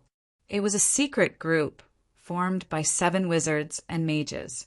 They swore to protect all magic until the day came when the darkness controlled by the prophet came to fulfill its responsibility to destroy the original magic and kill all those who knew the truth about magic. All the members of the council were killed. Only one survived. The last wizard chose to close the door to the Rock of Eternity. As the rock escaped from the eyes of the secular world, so did magic. He had to shut up about the secret of magic, or else that was his fate. Madame Xanadu raised her head. The pale green eyes on her beautiful face had turned into 2 black holes. Terrifying black holes. Zatanna almost screamed. She tried her best to control herself. Madame Xanadu said calmly, "Do you still want to ask me about the secret of the Rock of Eternity?" What's going on? Zatanna tugged at Superman's cloak. Her hands that were grabbing the red cloak turned white. Superman's expression was also serious. "Nimue, if you are willing, we will find that bastard for you and make him pay for what he did to you. This is the price." Madame Xanadu's reaction was very strange. She sighed in relief. "This is the price of my eyes seeing too many things that they shouldn't have seen. All magic has a price. Zatanna, you should know, prophecy is the same." Madame Xanadu reached out her hand and fumbled on the table for a while before finding her tarot cards. She said to Zatanna, "Do you still want me to prophesy? Then I need you to help me read the tarot cards." Zatanna covered her mouth and shook her head. "No need, madam. He took away your eyes. I can't let him take away your tongue." She pulled Superman and prepared to leave Madame Xanadu's hut. As they were leaving, Madame Xanadu suddenly said, "There's no need to search. The answer will find itself." As Zatanna and Superman left the hut, Madame Xanadu put on her blindfold. She had just taken it off for Zatanna and the others to see. A line of tears silently fell from the lavender blindfold. After Zatanna and Superman left Madame Xanadu's cottage, they walked silently on the streets of London. The London Underground had a history of nearly a century and a half. Some people say that the changes in London over the past 100 years are all hidden in the subway. They walked along the street for about 5 or 10 minutes before they came to an eye-catching sign, a large red ring with a sapphire blue rectangle in the middle. This was the subway station. It was an old subway station. The ancient arches were built 100 years ago. Zatanna and Superman leaned against the wall and waited for the next train. Both of them could move faster, but why so quickly? Madame Xanadu said that we only need to wait. Just as Zatanna was looking down at her phone, the train arrived at the station. Zatanna looked up and wanted to board the subway, but she saw a figure on the opposite platform through the subway window. It was a figure wearing a golden Roman-style helmet and a golden scarf and armor cloak. It was a figure because there was no one under the golden helmet and gauntlets. It was as if the cloak was floating there. Zatanna put down her phone, but did not get into the car. In the blink of an eye, the subway rumbled slightly. Zatanna and Superman had already appeared on the opposite platform. Beside them was the golden helmet, Dr. Fate. Zatanna stood beside the fluttering golden cloak. Now, she stood in the middle of the red and golden cloaks. She felt like she had become a national flag, just like the flag of Romania, with 3 vertical stripes of blue, yellow, and red. Unfortunately, she was missing Batman. His cloak was black and could form the flag of Belgium, with 3 vertical stripes of black, yellow, and red. "Which generation's Dr. Fate are you?" Zatanna expressed that she was puzzled by this faceless hero's attire. Dr. Fate still had a face most of the time, okay?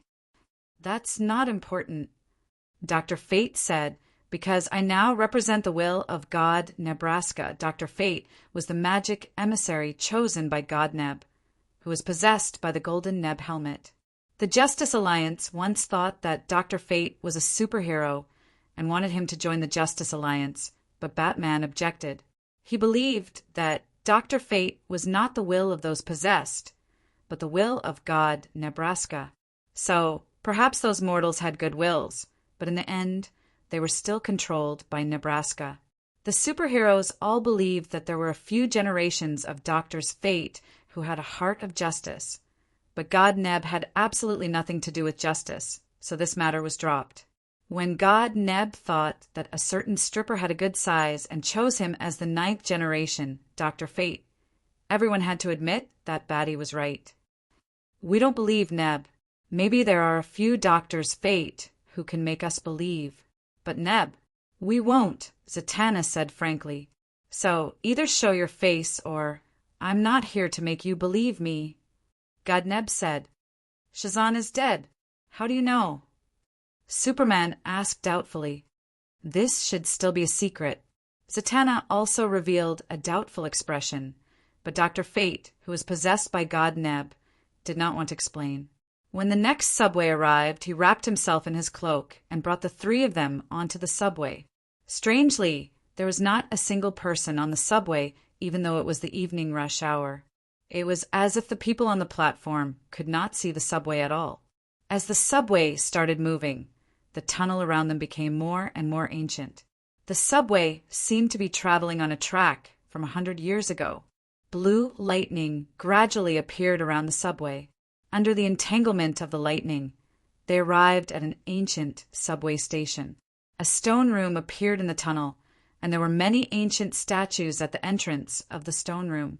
Ancient Greek goddesses, China's stone lions, Egypt's human-faced gods, ancient tools were piled up in the stone room. God Neb led them up the stairs and arrived at a hall with 7 stone seats. Behind the 7 stone seats was the lightning pattern on the chest of Shazan's uniform. The ceiling of the hall had stone carvings of clouds. Zatanna recognized the place the moment she saw it. The Rock of Eternity, the center of the universe, where the Eternal Council was located. In the center of the 7 stone seats was a figure. He was wearing a tattered red cloak, and his clothes were ragged. He was dark and skinny, like an ancient Greek shepherd. He was holding a golden lightning staff, and his head was lowered as he sat on the stone seat. He was the target of Zatanna's trip, the only survivor of the Eternal Council, the wizard Shazan. The hero called Shazan's real name was Billy. The wizard who gave him power was called Shazan. So the meaning of the sentence, Shazan is dead, was, Zatanna exclaimed in shock, Wizard Shazan is also dead. God Neb said strangely, Who do you think I'm talking about? When he was alive, this stone room was filled with blue lightning. I couldn't enter this place at that time. Who could kill Wizard Shazan? Zatanna said in horror, he was the great wizard of the Eternal Council. Zatanna never thought that their target was already dead. The person who killed Captain Shazan also killed Wizard Shazan. That way, no one would know who he was. In order to cover up the fact that he was the murderer also killed the police chief, the creator of magic. God Neb said slowly, but it was unknown if he was answering Zatanna's question. The 3 of them stared at the dead Shazan sitting on the stone seat of the Eternal Council. They stared at him for a long time without saying anything. After a long time, a faint sigh echoed in the stone room. In the end, he couldn't escape. After returning to the Watchtower base, the Alliance of Justice and Order had different opinions on how to deal with Constantine. Some of the heroes insisted that Constantine should be locked up, while others thought that Constantine was innocent and should be allowed to participate in the investigation of the murderer, giving him a chance to prove his innocence. Constantine also learned of the news from Zatanna. Constantine told Batman that the only reason he could think of for Wizard Shazan's death was that the Mastermind wanted to stop Strange from returning to this universe. He told this thought to Batman. However, the only chance to prove his innocence was gone. Although most people thought that Constantine did not have the ability to kill Wizard Shazan, there are also some who thought that Constantine had become someone's lackey. He worked for hell or heaven and killed Shazan for them. He was part of the murderer. Constantine had to prove himself. There was a mastermind behind all this, but it was definitely not Shenong. He was busy with his experiments and had no time to care about these small matters. He had done what he needed to do, and all that was left was to wait. Chapter 1201. Now, who is your next target? Dr. Fate suddenly asked after Zatanna and the others left. His figure echoed in the empty Eternal Council Hall, but it was completely silent.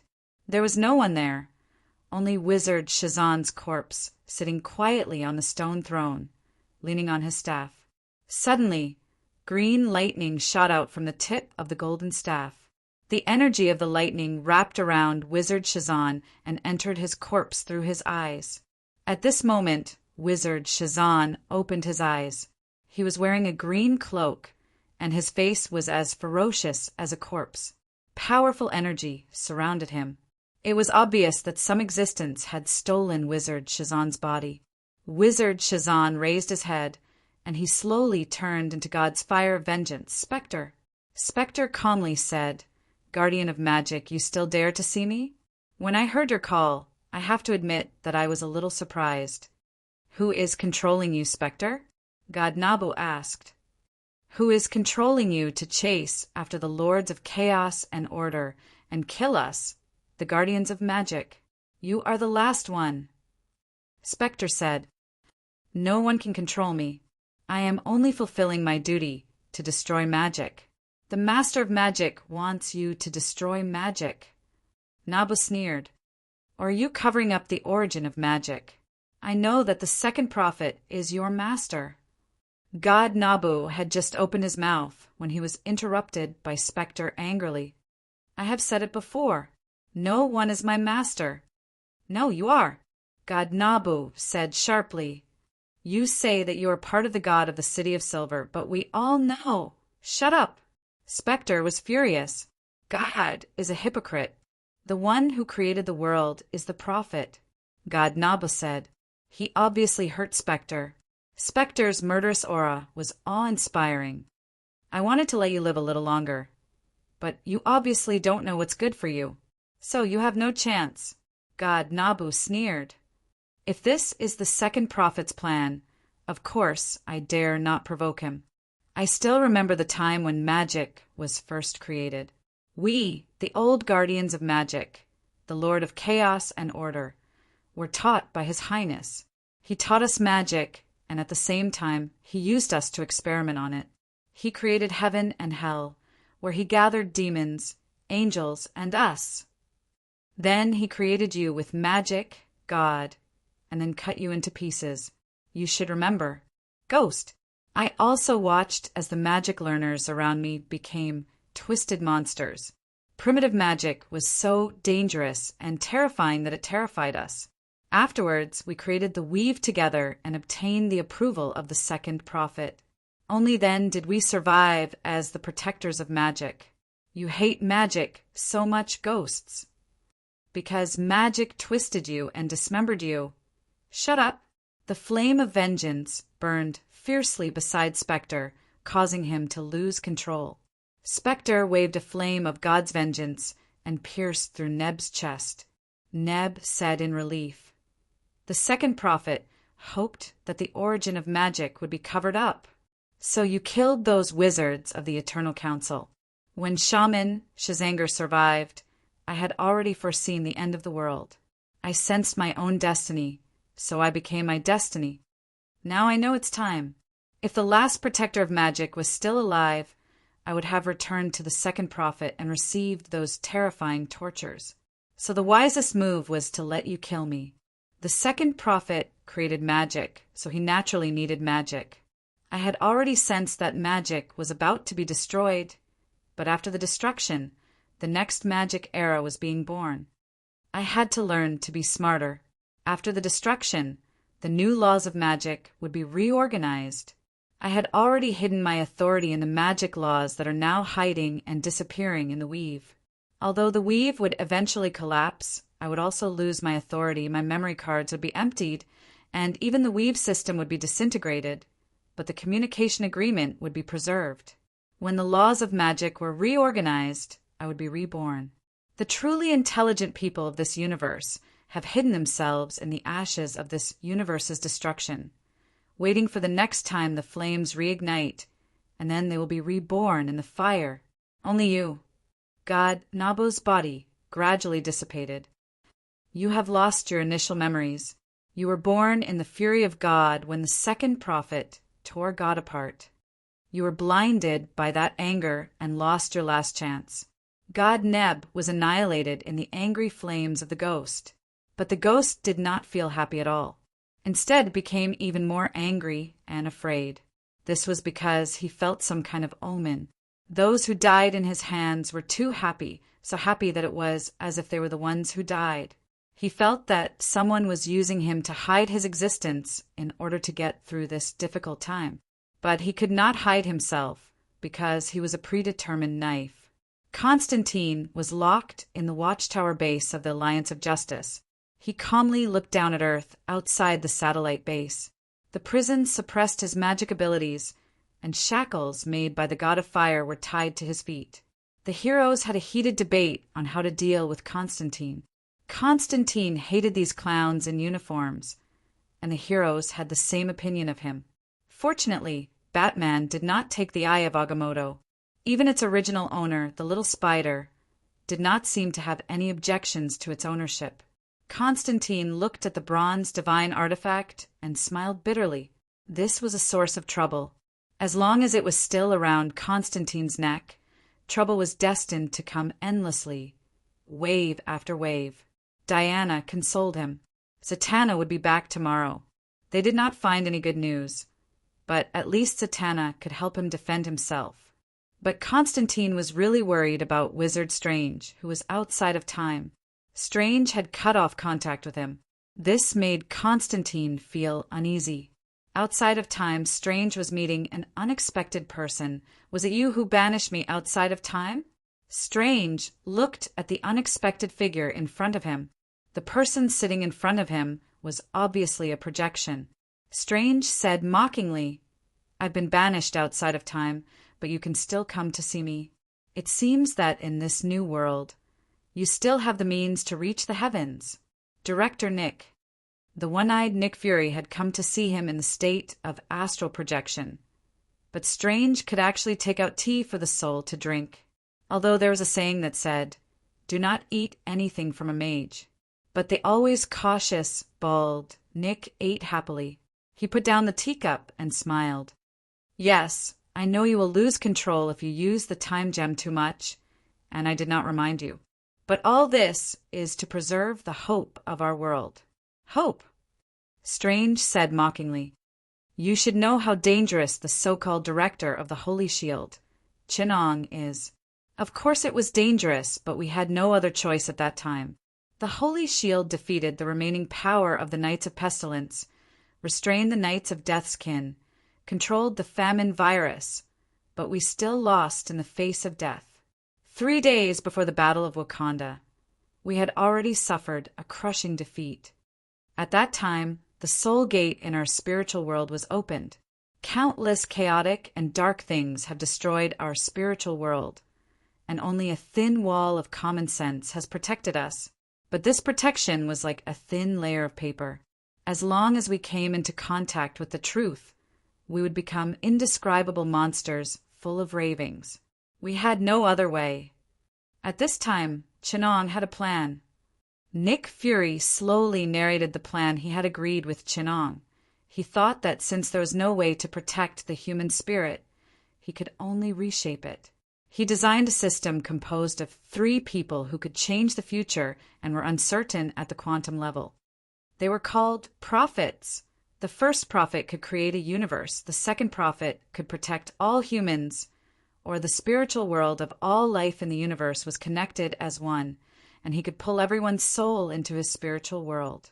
The third prophet could reconstruct a universe. It was not easy for us to find all the people with abilities. Chun Ong convinced the professor, the leader of the Starlings, and then we teleported Reed out of the universe. He had to live, at the price of Reed living into the future. the professor pulled Reed and Sue's child, Franklin, one of the most powerful mutants to that point in time. Then he persuaded Franklin to create a spiritual world and formed a string of constantly changing quantum codes so that death could not lock this world. Then the professor pulled the souls of all life in the universe into his spiritual world and protected them in that spiritual universe. They were the second and third prophets. Then Chuanon used Reed, who was hidden by us, to plot against Franklin, leaving my father in an uncertain state, so his own state was unstable. Then Chen Ong killed the professor and replaced him as the second prophet. He created this universe according to his own will. But this universe is destined to be destroyed. Nick Fury said, "We joined his plan in exchange for a condition, and the key is you, Strange. We asked Peter to bring the darkness of the previous world here. He will destroy this world again at the right time. At that time you will return here, because you have been exiled outside of time. The series of futures of this universe does not exist for you. You represent the backup of our universe in the past. At that time, this universe will be destroyed again, and there will be an opportunity for us to summon you to this world. Then, at the moment when the universe is reset, the timeline that you represent will be reconnected. Then this spiritual world will reload, and our world will come back again. This is our plan. Destroy this universe and rebuild our world." Strange exclaimed in shock. He looked at Nick Fury with a very complicated gaze. "So you killed Captain Steve because he would definitely not agree to this plan. How many people have you killed who opposed you? How many people have you killed to carry out this crazy plan? Everything is worth it." Nick said calmly, "Everything is to save this world. This is the only way. So, Dr. Strange, you must return to this universe at the right time. Otherwise, the archive that you represent will be overwritten. The destruction of this universe is already destined. We were worried that someone would give up our universe because of this universe. So at the beginning of the creation of this universe, we buried the foreshadowing of its destruction. Its destruction is irreversible, so if you want to save the lives of this universe, it is meaningless. You can only choose to save the lives of the world you live in." Strange sighed silently. "I am not that great. I just want the people I care about to live.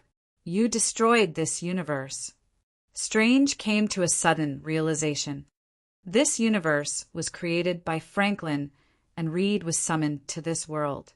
You arranged for him to marry Sue, and Sue should be pregnant now. Nick smiled.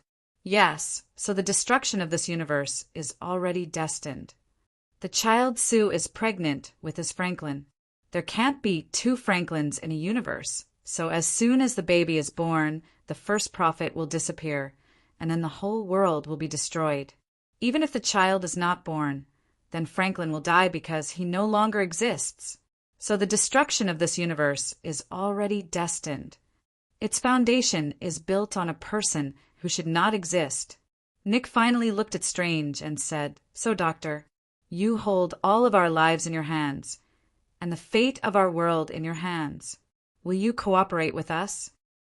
Strange was silent for a long time and sighed. "You are really a scumbag, Crazy. Nick, you are a dirty politician. But I seem to have no other choice." Strange didn't want to look at Nick anymore. He drove Nick away. "Get out of my sight. Don't dirty my eyes." Nick Fury knew the result, and he disconnected.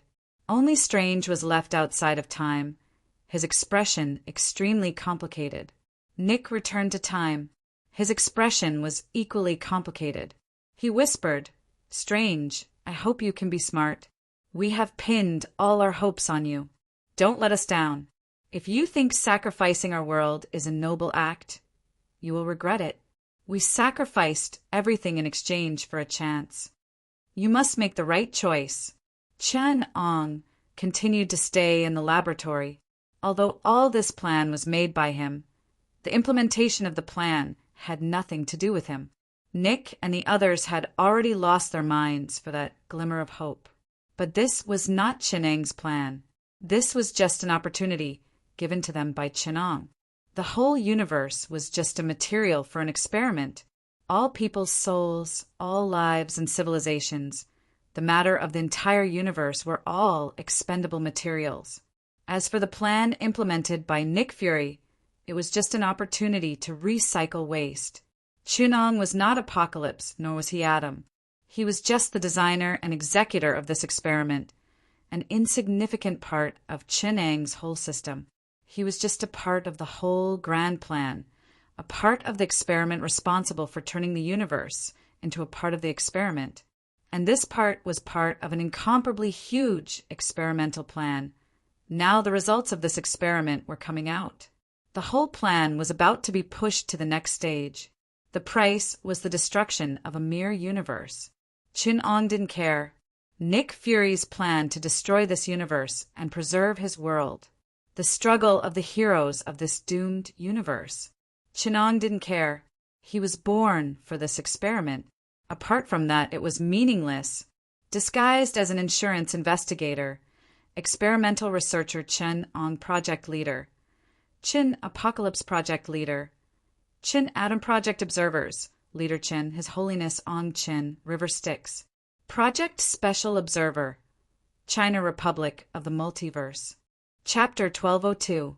Constantine was locked up in the most heavily guarded prison in the Justice Alliance. He faced the darkness alone, thinking about something. The Justice Alliance decided to leave the decision on how to deal with him to the next day.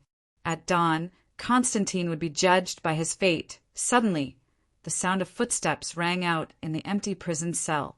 Constantine did not turn around. He watched as a shadow approached him.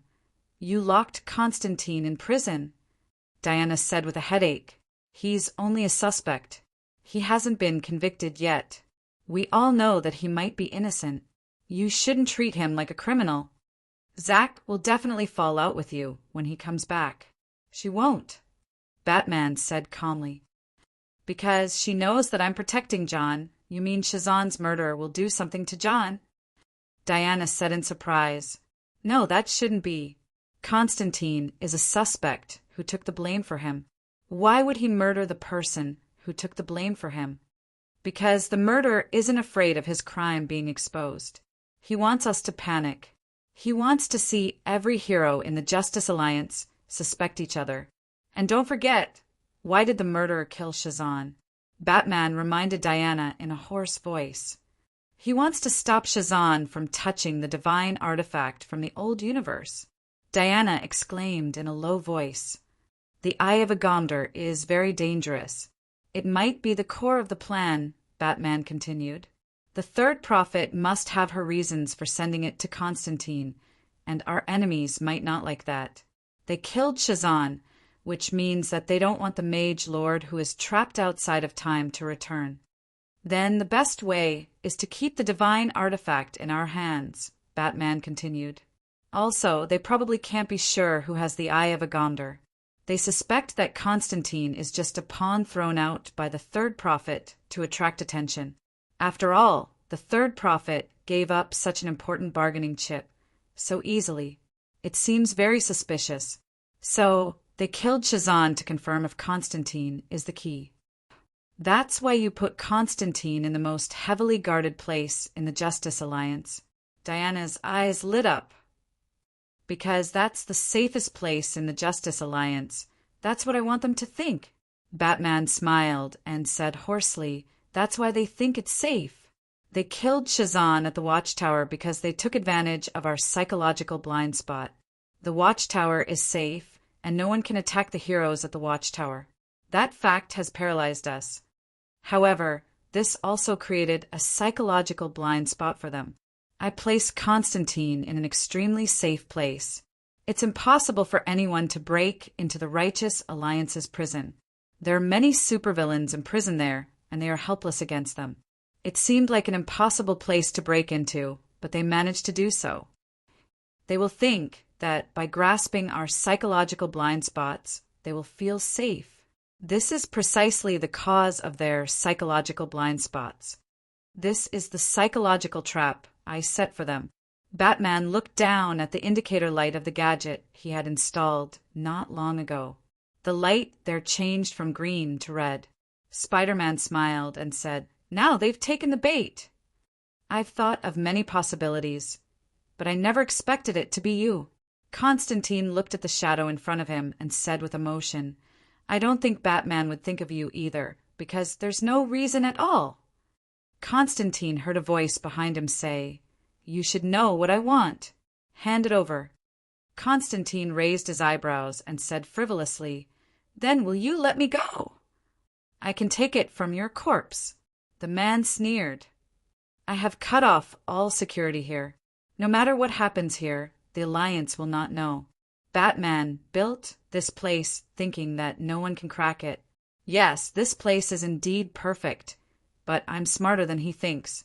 Maybe even smarter than him. This prison was designed by Batman and built by the Righteous Alliance. It used divine spells and magic from the Amazons and Olympus. High-tech systems designed by Steelbones, security systems designed by Batman, and technology from Atlantis and Mars. Batman put his heart and soul into it, and Superman had personally experienced it. Even he couldn't crack the security system here. Too many enemies of the Righteous Alliance have been imprisoned here. Many big shots in the universe have lived here. Even generals would, or Darkseid, shouldn't be able to sneak in so easily and silently. Constantine searched his body and found the Sika brand cigarettes in his breast pocket, but he couldn't find a lighter. So he had to negotiate with the person standing opposite him. "Buddy, lend me a lighter.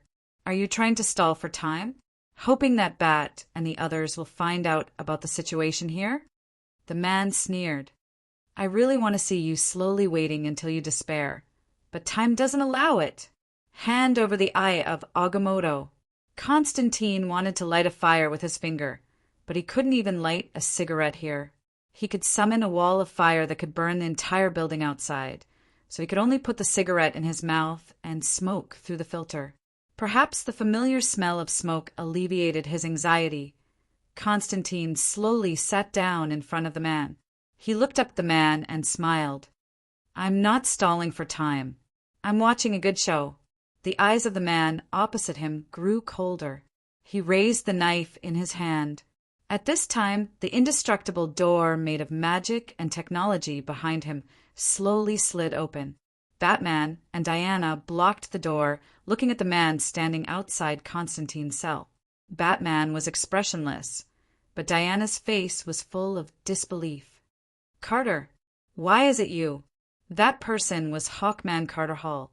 His hand that was holding his sword trembled slightly. Carter Hall closed his eyes and turned his back to Batman. "So this is a trap, right?" "I've suspected many people." Batman whispered. "I've also suspected you. But I still don't think you killed Shazam." Batman said sincerely, "Just surrender. Hall, the Justice League will give you a fair trial. We will give you a chance to explain. It sounds like you know why I'm doing this." Hawkman lowered his head. "I know. They want to destroy us, completely destroy us, break our faith, dig open our wounds, and take advantage of our weaknesses. Hull, you're being used by them.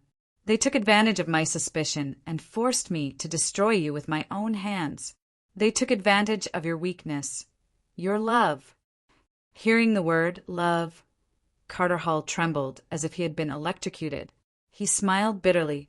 "I've had enough of the torture of love. I love Shiara and she loves me, but in the Justice League, we pretend to be strangers. We keep reincarnating and suffer the cruelest curse. Once we are together, fate will separate us again." Hawkman and Hawkwoman were a cursed couple. They had been reincarnating since ancient Egypt, and every time they would be together, they would be separated by death. In the past 4,000 years, they had come to this world 206 times, falling in love and then separating.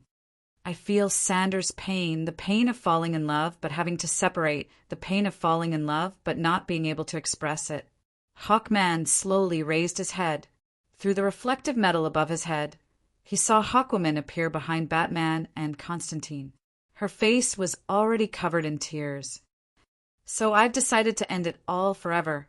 Leave happiness for the last. Hawkman sighed. I have Agamotto.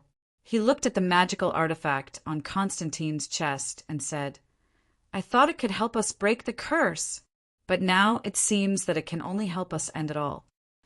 Hawkman's body lit up with green flames. End it all dishonorably. Carl! Hawkwoman cried and pounced on him. She and Hawkman were hugging each other. The green flames had contaminated her body, burning through their flesh and bones, and even burning their souls. This kind of pain should be extremely intense, enough to drive a person crazy, but they were smiling happily. Then, in front of Batman and the others, they turned into ashes. Constantine stared blankly at the couple who disappeared into the magical flames. No one knew what he was thinking, but the emotional Diana was already in tears. Diana punched Batman's shoulder. I want to find the person who framed them and kill him. Constantine sat on the ground and slowly raised his head with his arms around his legs. The murderer killed 2 more heroes, right? The murderer played his dirty trick again and killed Carl and Sanders. Jia Kong turned his head and looked at the ashes on the ground. He used me as bait. You don't have to. Diana could not help but blurt out. You have to give an explanation. Explain why they're here and keep their reputation. I'm the best reason, right? Hawkman found out that I was asking for help, so he and Hawkwoman rushed over, but the murderer used me as bait and killed them cruelly. Jia Kang's excuse was so good that it was heartbreaking. But they'll blame you. Diana's impression of Constantine changed greatly.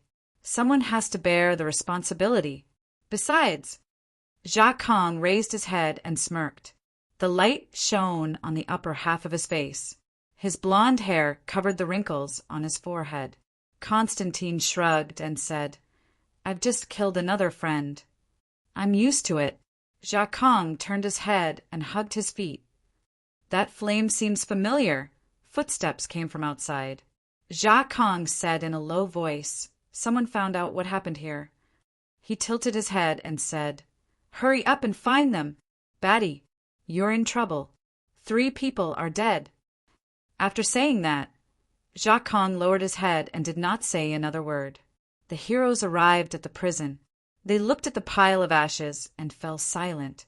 Firestorm looked at Constantine, who was sitting in the cell next to him, as if nothing had happened. He said angrily, They came to save you like heroes, but you only know how to scream for help like a woman? You should kneel in front of their corpses and repent. We lost 2 comrades to protect a scumbag. You're like another executioner in there. We should banish him to the Phantom Zone. Firestorm suggested. No. Wonder Woman objected. He's already proven his innocence. When the murderer committed the crime, he was locked up in the prison and couldn't do anything. Proving his innocence by sacrificing Hawkman and Hawkgirl, Adam Man did not hold back. He looked at the greasy exorcist with disgust. At least get this wizard out of our sight. Wonder Woman wanted to explain for Constantine, but the heroes had made up their minds. Batman did not speak up for Constantine. In the end, the Justice League decided to kick Constantine out of the Watchtower and never allow him to approach the base of the Justice League. All the murders that happened because of Constantine's arrival at the Watchtower seemed to have died down. But the ripples it caused did not stop there. Instead, it continued to spread. All the heroes knew that a new crisis had arrived. This time their opponent was very dangerous. Chapter 1203. Constantine was chased out of the Hall of Justice in a sorry state. He walked alone in the cold wind. Facing the cold wind, he could not help but tighten his trench coat. When Hawkman and Hawkgirl were burned to ashes in front of him, Constantine had already understood most of it. The one who killed them was a ghost, a strange and terrifying ghost, something that all mages feared from the bottom of their hearts. A ghost from hell. This was not an exaggeration, but an objective and honest description. Constantine could hear news of it even in hell. Legend had it that it was a great demon from hell. Later, it inherited the position of God's executioner, the incarnation of the spirit of wrath. Hence, this ghost became one of the supreme existences in the entire universe. It had almost omnipotent divine power, and its duty was to punish all crimes in the world. Constantine had fought with it a few times. Frankly speaking, it was the last opponent he wanted to face. But so what if he was unwilling to face it? In the trouble he was involved in, this kind of enemy was just an appetizer. Without a doubt, Shazan died in the hands of the dagger made by the ghost. Compared to the ghost, Shazan was really just a child. Anyone with the ghost's dagger could kill Shazan. The magic power of the ghost's dagger deprived Billy of the power of Shazan, leaving only Billy's frail body. His divine power had been completely stripped, so he died easily. Then the ghost went to the Rock of Eternity and found the wizard Shazan. Only he could so easily kill one of the 7 most powerful wizards on Earth, and the strongest one at that. Therefore, Zatanna would not be able to find any clues when she went to the Rock of Eternity. The ghost hid the flames of vengeance in the Hawkman's body. Only he could promise the Hawkman that he could lift their eternal curse. Now, the mastermind behind this is starting to show signs. One of them has exposed his identity. But what's despairing is that it doesn't do anything except make us feel more urgent. Because the ghost is the kind of enemy who is not afraid of exposing his identity. On the other side, Batman had also guessed the ghost's identity. The ghost gave someone a magic dagger that hid the flames of vengeance. That person found the defenseless Shazan and took his life with the dagger from behind. There was only one question left. Who was this person? He wasn't an Eagle Man, because an Eagle Man wouldn't do such a thing. The fact that the Eagle Man was controlled by Black Hand to kill Constantine was already the limit of his 4,000-year curse. Then who was the one who killed his comrade and brother with his own hands? Batman wasn't feeling very good right now. The murderer had used his paranoia as a weapon to force Hawkman and Hawkgirl to death. Although he wasn't wrong about that, the provocation and the malice of making them kill each other made Batman very angry. 3 heroes had already been killed. Who knew how many more there were? They had to find the traitor among them. Although this was the enemy's goal, they had no other choice. The Justice League must be united. But Batman can doubt everything.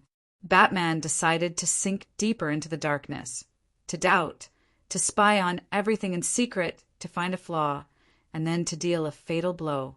A new dark force is approaching us. The ghost is just one of them. The Sahara Desert, the Sea of Deserts, the Lost Kingdom. The endless sand dunes were like the rolling waves of the Sea of Deserts. In this extremely arid place, the only similarity between the desert and the sea was that they were both extremely vast. The desert was also known as the Sea of Deserts because, in a sense, they were extremely barren for humans. Under the sand dunes was an abyss like the Great Rift Valley in East Africa. This used to be a trench. It was one of the 7 seas of Atlantis, the mysterious sea. In this extremely silent and desolate trench of Atlantis, a hand gently brushed away the sand and dust on a stone platform. The stone platform was a forging table, and the symbol of the king of Atlantis was etched on it, the shape of Neptune's trident. It was the mold used to cast Neptune's trident, but now it was broken in half. The highly developed mysterious sea industry had died, and the hall where this artifact was cast had become a ruin buried under the sand dunes. Namo hated this place very much. His skin was robbed of moisture by the surrounding dry air, which made him feel very uncomfortable. Atlantis. Namo whispered the name softly. He had a complicated feeling about this country with 2 completely different names in the universe. It was just like how he felt about Sea King Arthur after he knew the existence of this man who was like him in the mirror. They were both mixed blood of the land and the sea, and they were both rejected by the sea race. They were both born from the princess of the sea and the lowly human on the shore, and they were both the bridge between the sea and the land. They were so similar, yet so different. The universe was drowned by death, but Atlantis did not perish. It took root again in this new world, grew, and became a great and glorious civilization. But destruction will come again. Arthur, that man does not have the tolerance of a king. He is not worthy to lead Atlantis, and he cannot lead his people through this devastating disaster. Atlantis will be destroyed in his hands. Namo's eyes gradually became firm.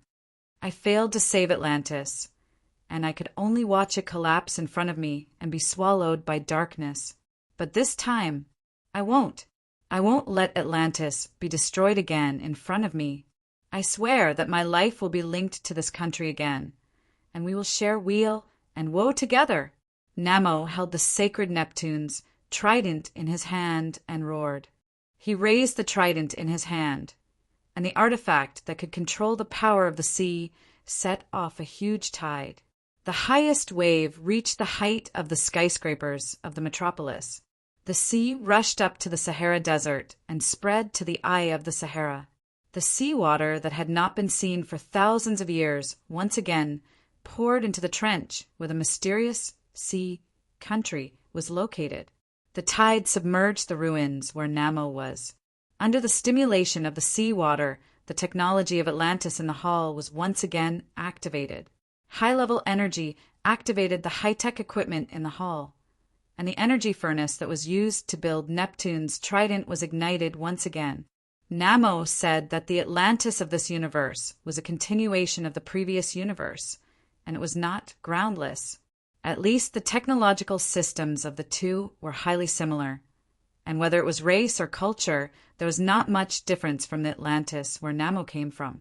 In fact, the Atlantis technology that Namo mastered was even more advanced than that of this universe. Namo took out the gifts given to him by his allies, the Poseidon steel that was used to build Neptune's trident in this world, a precious metal of Atlantis. He then threw his trident into the energy furnace. The melted Neptune's trident and the Poseidon steel were mixed together, and under the control of Atlantis alloy technology, they formed a brand new alloy. The Neptune's trident in this world had a strange ability that made the trident act like a signal amplifier, amplifying a natural ability of the royal family. This ability was related to the life force nurtured by the sea, and it was related to the origin of all life on Earth from the sea. It could command all marine life, and it could infect and control the life in the sea, but this was only the insignificant performance of this ability. If the bloodline of the Neptune in this universe represented the power of the sea's origin of life, then Namo's bloodline represented the sea itself. Sacred Neptune could control the power of the sea and set off boundless tsunamis. Namo could command the water, manipulate the sea, set off tsunamis and waves, and when he was at his strongest, he could even create ocean currents. Sacred Neptune accumulated power from the movement of the sea. When this power erupted, it could drown islands, drown continents, and destroy everything. Now, Namo had combined sacred Neptune and Poseidon steel with the Atlantis technology of this universe, and the universe he was born in to create an unprecedented artifact of the sea, the real Neptune's trident. The platinum liquid metal was also liquid. As the trident cooled, an indescribable brilliance slowly appeared in the mold of the trident. As the trident completely solidified and came into contact with the seawater, a hidden wave receded from the Sahara with the tide. Namo rode this receding tide and returned to the sea. Neptune's trident emitted a wave that spread across the seven seas. All the marine life began to stir. In the Atlantis Sea Kingdom, the Atlantean warriors comforted their restless marine life mounts. Queen Mela was fidgeting on the throne. She called her confidant and asked him to go to the Alliance of Justice to find Neptune Arthur. However, she looked in the direction of the wave in a daze. This is the announcement of the birth of a new king of the sea. The sea can't have two kings. The sea, have you also given up on Arthur?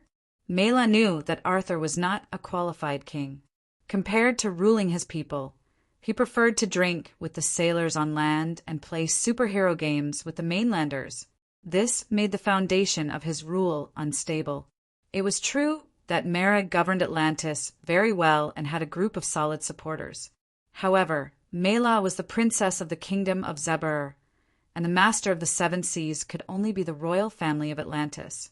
Therefore, Mela chose to rely on Arthur's laws to rule the seven seas. However, Arthur himself lacked prestige, and Mela herself had flaws in her laws. Their rule might be stable, but it was not. Now, another king of the sea had issued his own declaration and challenge. This made Mela feel uneasy. She whispered, "Arthur, come back quickly. Your authority is being challenged." In the watchtower, the rough man, the Sea King, who was drinking wine, stared at his trident with a puzzled expression. Arthur grabbed the Neptune's trident, the divine weapon passed down from generation to generation of the Sea Tribe, and felt its uneasiness. He was going to inform Batman and return to Atlantis to take a look. Chapter 1204. Arthur, where are you? Mela was riding on a huge seahorse.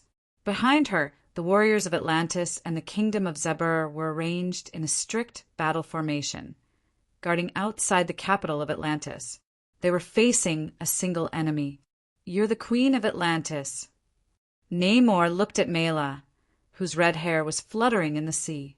Her red hair, floating in the water, reminded him of some red algae swaying in the sea current. This was one of the few beautiful memories of his childhood. Unlike Arthur, Namor grew up in the sea. He didn't have a mainland father who taught him how to communicate and love. He also didn't feel that he was a child born from the love of his parents. Growing up in Atlantis, he was only instilled with hatred for the land and the sea. Growing up in an environment where he was discriminated against and regarded as a bastard, he was regarded as the descendant of a princess and a barbaric monkey on the land. It was equivalent to the mixed-race child of the president's daughter and a black man before the American Civil War. His heart was filled with hatred, extreme and arrogant. As a prince who was discriminated against because of his land bloodline, he hated mainlanders more than the average Atlantean. Perhaps it was because the Japanese were more brutal than the Japanese. That was why Namor hated the mainlanders and looked down on them from the bottom of his heart. He didn't have any feelings for his own people. Growing up in an environment of discrimination, how could he have any feelings for those who discriminated against him? His father was executed by his grandfather, the king of the old Atlantis. The only beautiful memory in his heart was the beauty and tolerance of the sea. Other than that, the only things that he valued were his royal bloodline and Atlantis itself. He loved Atlantis, but that kind of love was not for his compatriots. It was the love of a feudal king and a ruler for his own people. Just like how shepherds loved sheep, herders loved livestock, and horsemen loved horses. What he truly loved was the power that Atlantis had given him and the glory that came with this bloodline. That was why, when Namor saw the beautiful Queen Mela, he was captivated by the charm of the sea and moved by her noble bloodline. Beauty and nobility were indispensable. Namor pointed his trident in Mela's direction and said in a low voice, "Daughter of the sea, you belong to the king of the sea. I will join hands with you to rule Atlantis. I have the noblest and most ancient bloodline. Even the ocean will submit to me, and you can rule Atlantis for me. Are you willing to abandon that ridiculous bastard who calls himself a king and surrender to me, the oldest and true king of Atlantis? Return to the forgotten glory of Atlantis?" Mela was infuriated by this arrogant challenge. A trace of disgust flashed in her eyes. But this woman was already a political creature. She urged the seahorse forward and said to Namor, "Stranger, you need to learn to respect the king of Atlantis. According to the sacred laws of the seven sea kingdoms, Arthur and his bloodline are the only kings of the sea race, and they are revered by the seven seas. Other than the royal bloodline of Atlantis, no one else can rule the seven seas." Namor was infuriated by these words and laughed. He waved the trident in his hand and let the currents carry his voice across the battlefield and the capital of Atlantis. He said, "Stupid laws, ignorant and inferior bloodline. There is only one eternal royal family in Atlantis, and that is my family. Your so-called royal family is just a clown who stole the ruling position of Atlantis. Now that the true king of the sea has returned, your only way out is to submit to me." Namor was cold and arrogant. His words angered the entire Atlantis. The warriors under Melah's command were restless and glared at Namor angrily. However, Namor did not care about them. He stared at Melah with a passionate and greedy gaze. Obviously, he had a strong desire to conquer Melah. He knew that Melah's husband was Sea King Arthur, but so what? He, Namor, was the famous little prince of the Marvel Universe. He fought with other heroes far more often than he fought with villains. At the same time, he was also very interested in the wives of other heroes. That's right, Namor was a wife lover. His biggest hobby was to put hats on other heroes. If Melah was not married, Namor might not have been so interested. Sea King Arthur, who was rushing back to Atlantis, felt a green light flickering above his head. He felt his heart palpitate and unease. It seemed that something bad was happening. Even if Arthur racked his brains, he would never have guessed that someone from a neighboring universe would be eyeing his wife. It could only be said that the Atlanteans of both universes had similar aesthetic standards. Namor instantly discovered Melah's charm. Melah suppressed her dissatisfaction and disgust. Her pretty face darkened. She waved the trident in her hand and pointed it at Namor. "Stranger, you are challenging the authority of Atlantis and insulting our tradition." "Tradition? Ignorant people like you have forgotten about tradition." Namor said loudly, "Do you think that by tracing your history back to a ridiculous, usurping clown is your king? Why don't you think about the ancient times, when your glorious bloodline originated? Who was your ruler? With your advanced technology, powerful strength, and bloodline traditions, who did you submit to?" Namor shook the trident in his hand and transmitted his power and bloodline fluctuations to the seven seas. The mighty pressure made all the Atlanteans feel that they had encountered a higher existence. They were their natural rulers. Their bloodline was submitting to this aura. From their genes, they could not help but want to submit to the owner of this aura. Namor could sense these inferior bloodlines through their bloodline. It made them want to submit involuntarily from the bottom of their hearts. The Atlanteans, who had been ruled by the royal family for tens of thousands of years, naturally wanted to submit to nobles who were nobler than them. The rule of the nobles in Atlantis had reached a level where the bloodline ability of the commoners was fundamentally different from that of the nobles. The Atlanteans, without the bloodline of the nobles, did not even have the ability to breathe. These commoners believed that the nobles were born noble, and ruling them was also natural. This was a sacred order since ancient times. Now, these Atlanteans had tasted the consequences of their own actions. When Chun-Ong created Atlantis, he naturally would not create a new race. Since the Marvel Universe had the civilization of Atlantis, he could just transplant it over. The Atlanteans in the Marvel world also had the bad habit of installing a backdoor in their bloodline to establish the rule of bloodline.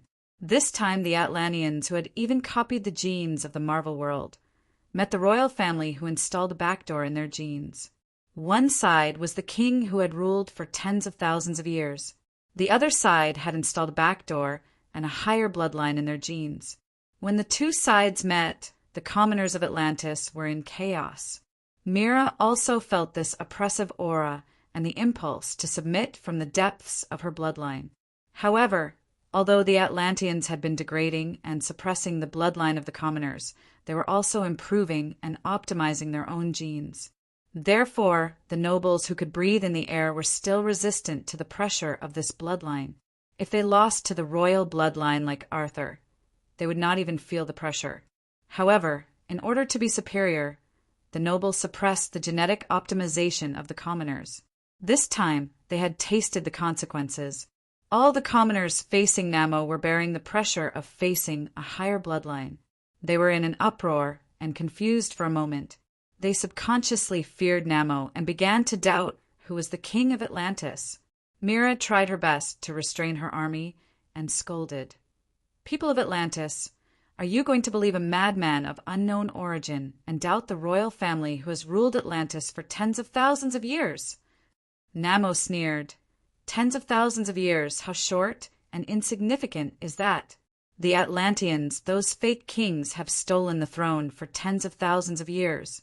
What about tens of thousands of years ago? The sea will prove my bloodline.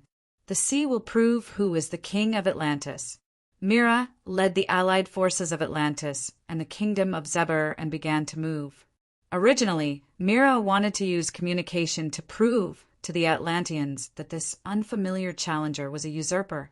However, this caused chaos among the people at the bottom of the hierarchy. The challenger seemed to be a royal as well. If two royal families were fighting for the throne, why should the commoners get involved? Of course, it was to support whoever was on the throne. Fortunately, the nobles who held power in Atlantis were still clear-headed. Their status as nobles was established by worshipping Arthur and the others who established the kingdom. So what if Namo was an ancient royal family? Did they contribute to the ancient royal family? Their status as nobles was conferred by the current royal family. Of course, they had to maintain the current royal family status, following an ancient king, unless Namo recognized their status and gave them more power, or supporting Namo would contribute. Mira made up her mind. She would not compromise. She wanted to destroy the opponent physically. When the mighty army rushed towards Namo, a mere challenger, Mira seemed to see Namo's face turning into ashes. However, Mira was not happy because she wanted to use bloodline to declare the rebel as a usurper, not to destroy him with violence. This was because the royal family did not use violence to rule Atlantis. Using violence to destroy the enemy was equivalent to admitting that using violence to overthrow the law of bloodline was reasonable. But even though the usurper who popped up out of nowhere seemed to possess the laws and principles of bloodline, and he seemed to be even more ancient than Arthur, this forced Mira to destroy him before the people could react, lest the foundation of her rule be shaken. Chapter 1205. Namo was alone in the face of the overwhelming army. He was as small as a bubble on the beach, pushed by the tide and broken by the waves, but he still stretched out his hand. In Namo's eyes, the coalition army of tens of thousands of people could only cover his field of vision. But when he stretched out his hand to block his line of sight, one hand could still occupy half of his field of vision. It was like that hand grabbing half of the army. But in the eyes of the coalition soldiers, their enemy was ridiculously small. They wavered for a moment, then became firm in an instant. How could such a small and ridiculous enemy be the king of Atlantis? However, what couldn't be seen in the sea was the endless seawater converged into countless currents, like countless tentacles extending from Namo's body. These currents that extended from Namo's body spread into countless shadows that covered the sky and covered the earth. They were inconspicuous in the seawater, but if the seawater was plated with shadows, it would be impossible to see them. The currents that extended out like tentacles with Namo's small body as the center was a huge shadow that was dozens of times larger than the entire coalition army, surrounding the entire battlefield. Nobody knew what happened to the Atlanteans in the original Marvel Universe. Anyway, the Marvel Universe that Chanong had magically modified had a new origin. After Messiah opened the portal to Earth, all the remaining civilizations in the mutant universe entered the Marvel Universe and became the new origin. Among them, Atlantis inherited the legacy of the original United States. They were called the Ancient Civilization, the Old Humans. Their level of technology and civilization had a cheat-like improvement. That Atlantis was also very different from the original Atlantis. Although the Atlantis of this universe was created by Chenong using the materials of the previous universe, their level of civilization and technology was still a few grades lower than Namo's era. This could be seen from the fact that Atlantis had not yet gotten rid of the genetic restrictions of the previous universe. The Atlantis, where Namo was located, was an ancient civilization that dived into the sea to hide its development. After entering the sea, the Atlantis of the United States of the mutant universe also studied the development of controllable particles from the Republic. Because they were also crushed by the war Skynet that had evolved to the level of intelligent quark, they naturally knew the great potential of this technology to control basic matter. When they arrived at the Marvel Universe, they have been exploring in this direction. However, they didn't have the experience of being forced to develop like the Republic. And because they were wary of Skynet's similar abilities, they didn't make much progress. However, due to the incident at the Tower of Babel in Atlantis, they had no choice but to hide and sink into the ocean.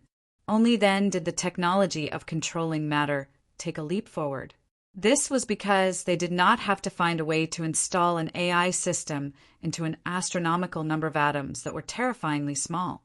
All he needed to do was to control the majority of the large particles in the ocean, water molecules. The environment of Atlantis allowed them to develop their unique technology, water control technology. They could use electromagnetic waves to control the movement of water molecules. At the same time, they could also use energy to restrain the characteristics of water molecules, including, but not limited to, creating hardened water that was as hard as alloys and pure water molecular membranes with great tension. They could use energy to restrain water molecules and create ocean currents that were as hard and sharp as alloys, laser water currents that contained great energy and could emit energy currents, magnetized water currents that could superconduct electric currents, plasma currents that could contain large amounts of free electrons, and pure water defense shields with great surface tension. The trident in Namor's hand was a kind of water control technology weapon. Namor stretched out his hand toward the allied forces of the two kingdoms. Countless tiny ends of the ocean currents wrapped around his hand like silk threads. However, because of the transparent seawater, no one could see these formed water threads. They only saw Namor stretching out his hand like a fool facing the huge army. Only Mela, who also had the ability to control water, felt an indescribably huge shadow expanding from Namor's body. She felt that a monster made of millions of tons of seawater was baring its fangs and brandishing its claws on the battlefield.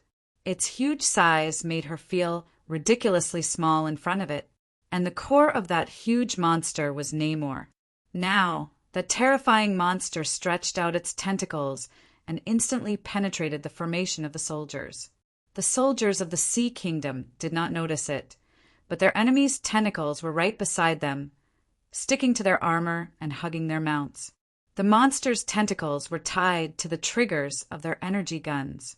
The monster's tentacles were tens of thousands of tons of seawater.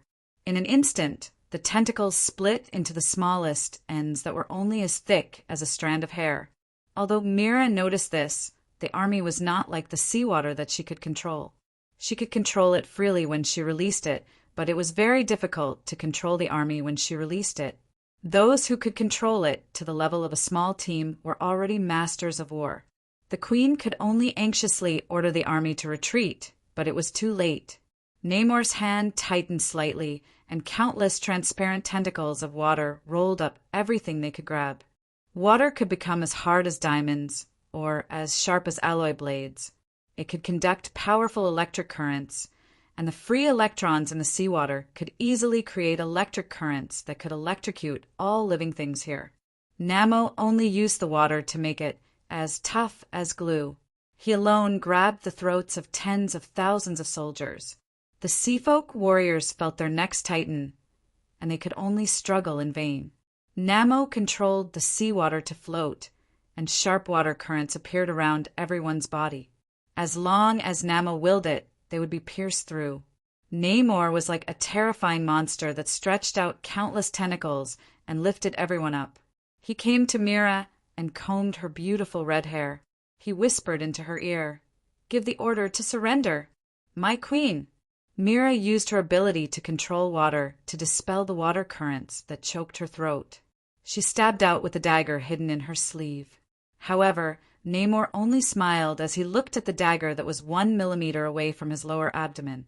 There was an indestructible layer of diamond-like seawater on the surface of his body. Namor casually took the dagger from Mira's hand and combed her red hair behind her ear. He whispered into her ear, "Oh, red-haired girls are hot." In front of tens of thousands of people, Mira, who was close to Namor, showed a trace of shame and anger. However, her father, King Nereus, who had sent troops to support his daughter's power but was also captured, seemed to be very used to it. He put down the trident in his hand and bowed to Namor, indicating his surrender. Who knew what he was thinking? Perhaps it was out of habit that he also submitted to the strong. Or perhaps one daughter was bound to 3 kings. No matter how the power of the sea kingdom changed, I would not lose power. Wonderful! I, Nereus, will never sell my daughter. So sweet! The Sea King could be Amu or Arthur. Why can't it be Namor? Anyway, I'm the only father-in-law Mira saw the current ruler of the Zebel kingdom. Her sister, the siren, look at her. It was clear that she was saying, "You've hooked up with another one. Can't you change to a man who is not the Sea King? You bitch who rules Atlantis by changing men." Mira thought in despair, "I am loyal to Arthur." Namor hugged Mira, who he had personally put on the crown for, and sat on the throne of the Sea King. Facing the Atlanteans who refused to submit, he waved his right hand. With the throne as the center, the seawater receded in all directions like a tide. A huge whirlpool appeared on the surface of the sea, and it was getting bigger and bigger. The air was swallowed by the hollow whirlpool, forming a huge bubble that gradually enveloped the entire Atlantis. The residents of the capital who were filled with air struggled in the air like a dead fish. The Atlantean civilians clutched their throats. The civilians ran to places with water. The Atlantean warriors near the water wall at the edge of the capital desperately tried to put their heads into the water wall. But no matter what, they could not get any oxygen.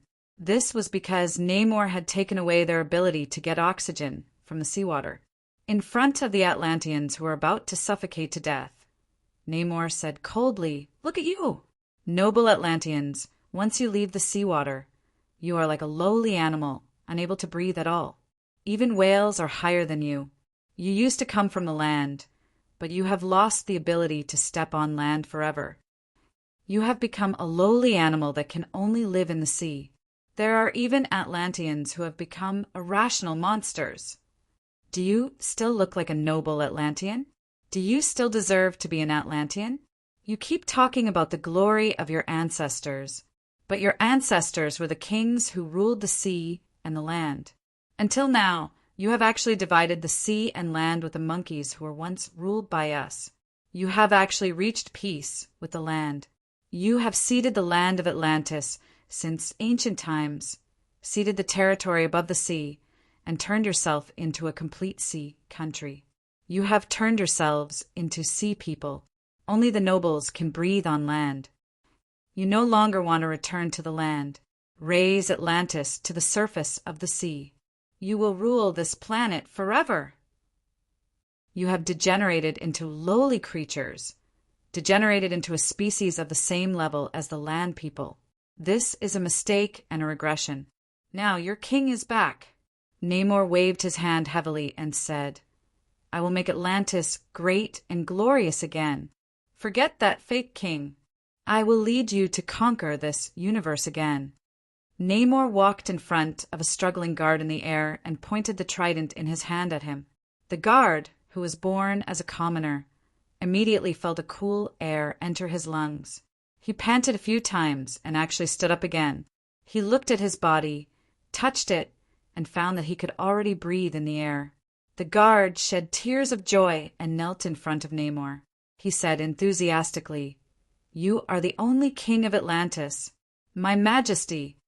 Wherever Namor's trident pointed, all the Atlanteans gained the ability to breathe in the air. More and more Atlanteans crowded around him and knelt in front of him. Under the fanatical support of countless people, Namor was crowned the Sea King of Atlantis. He held Melah's hand and sat on the throne together, looking at the familiar queen. The last part of the stubborn Atlantean commoners also gave up resisting. Melah sat next to Namor as if she was sitting on pins and needles. However, when the people of the seven seas bowed down to her, She seemed to have regained her former power. Mela gradually relaxed. Although she still had the idea of helping Arthur defeat Namor, she had learned to endure humiliation. Arthur, I will hide beside that arrogant king and wait for your return.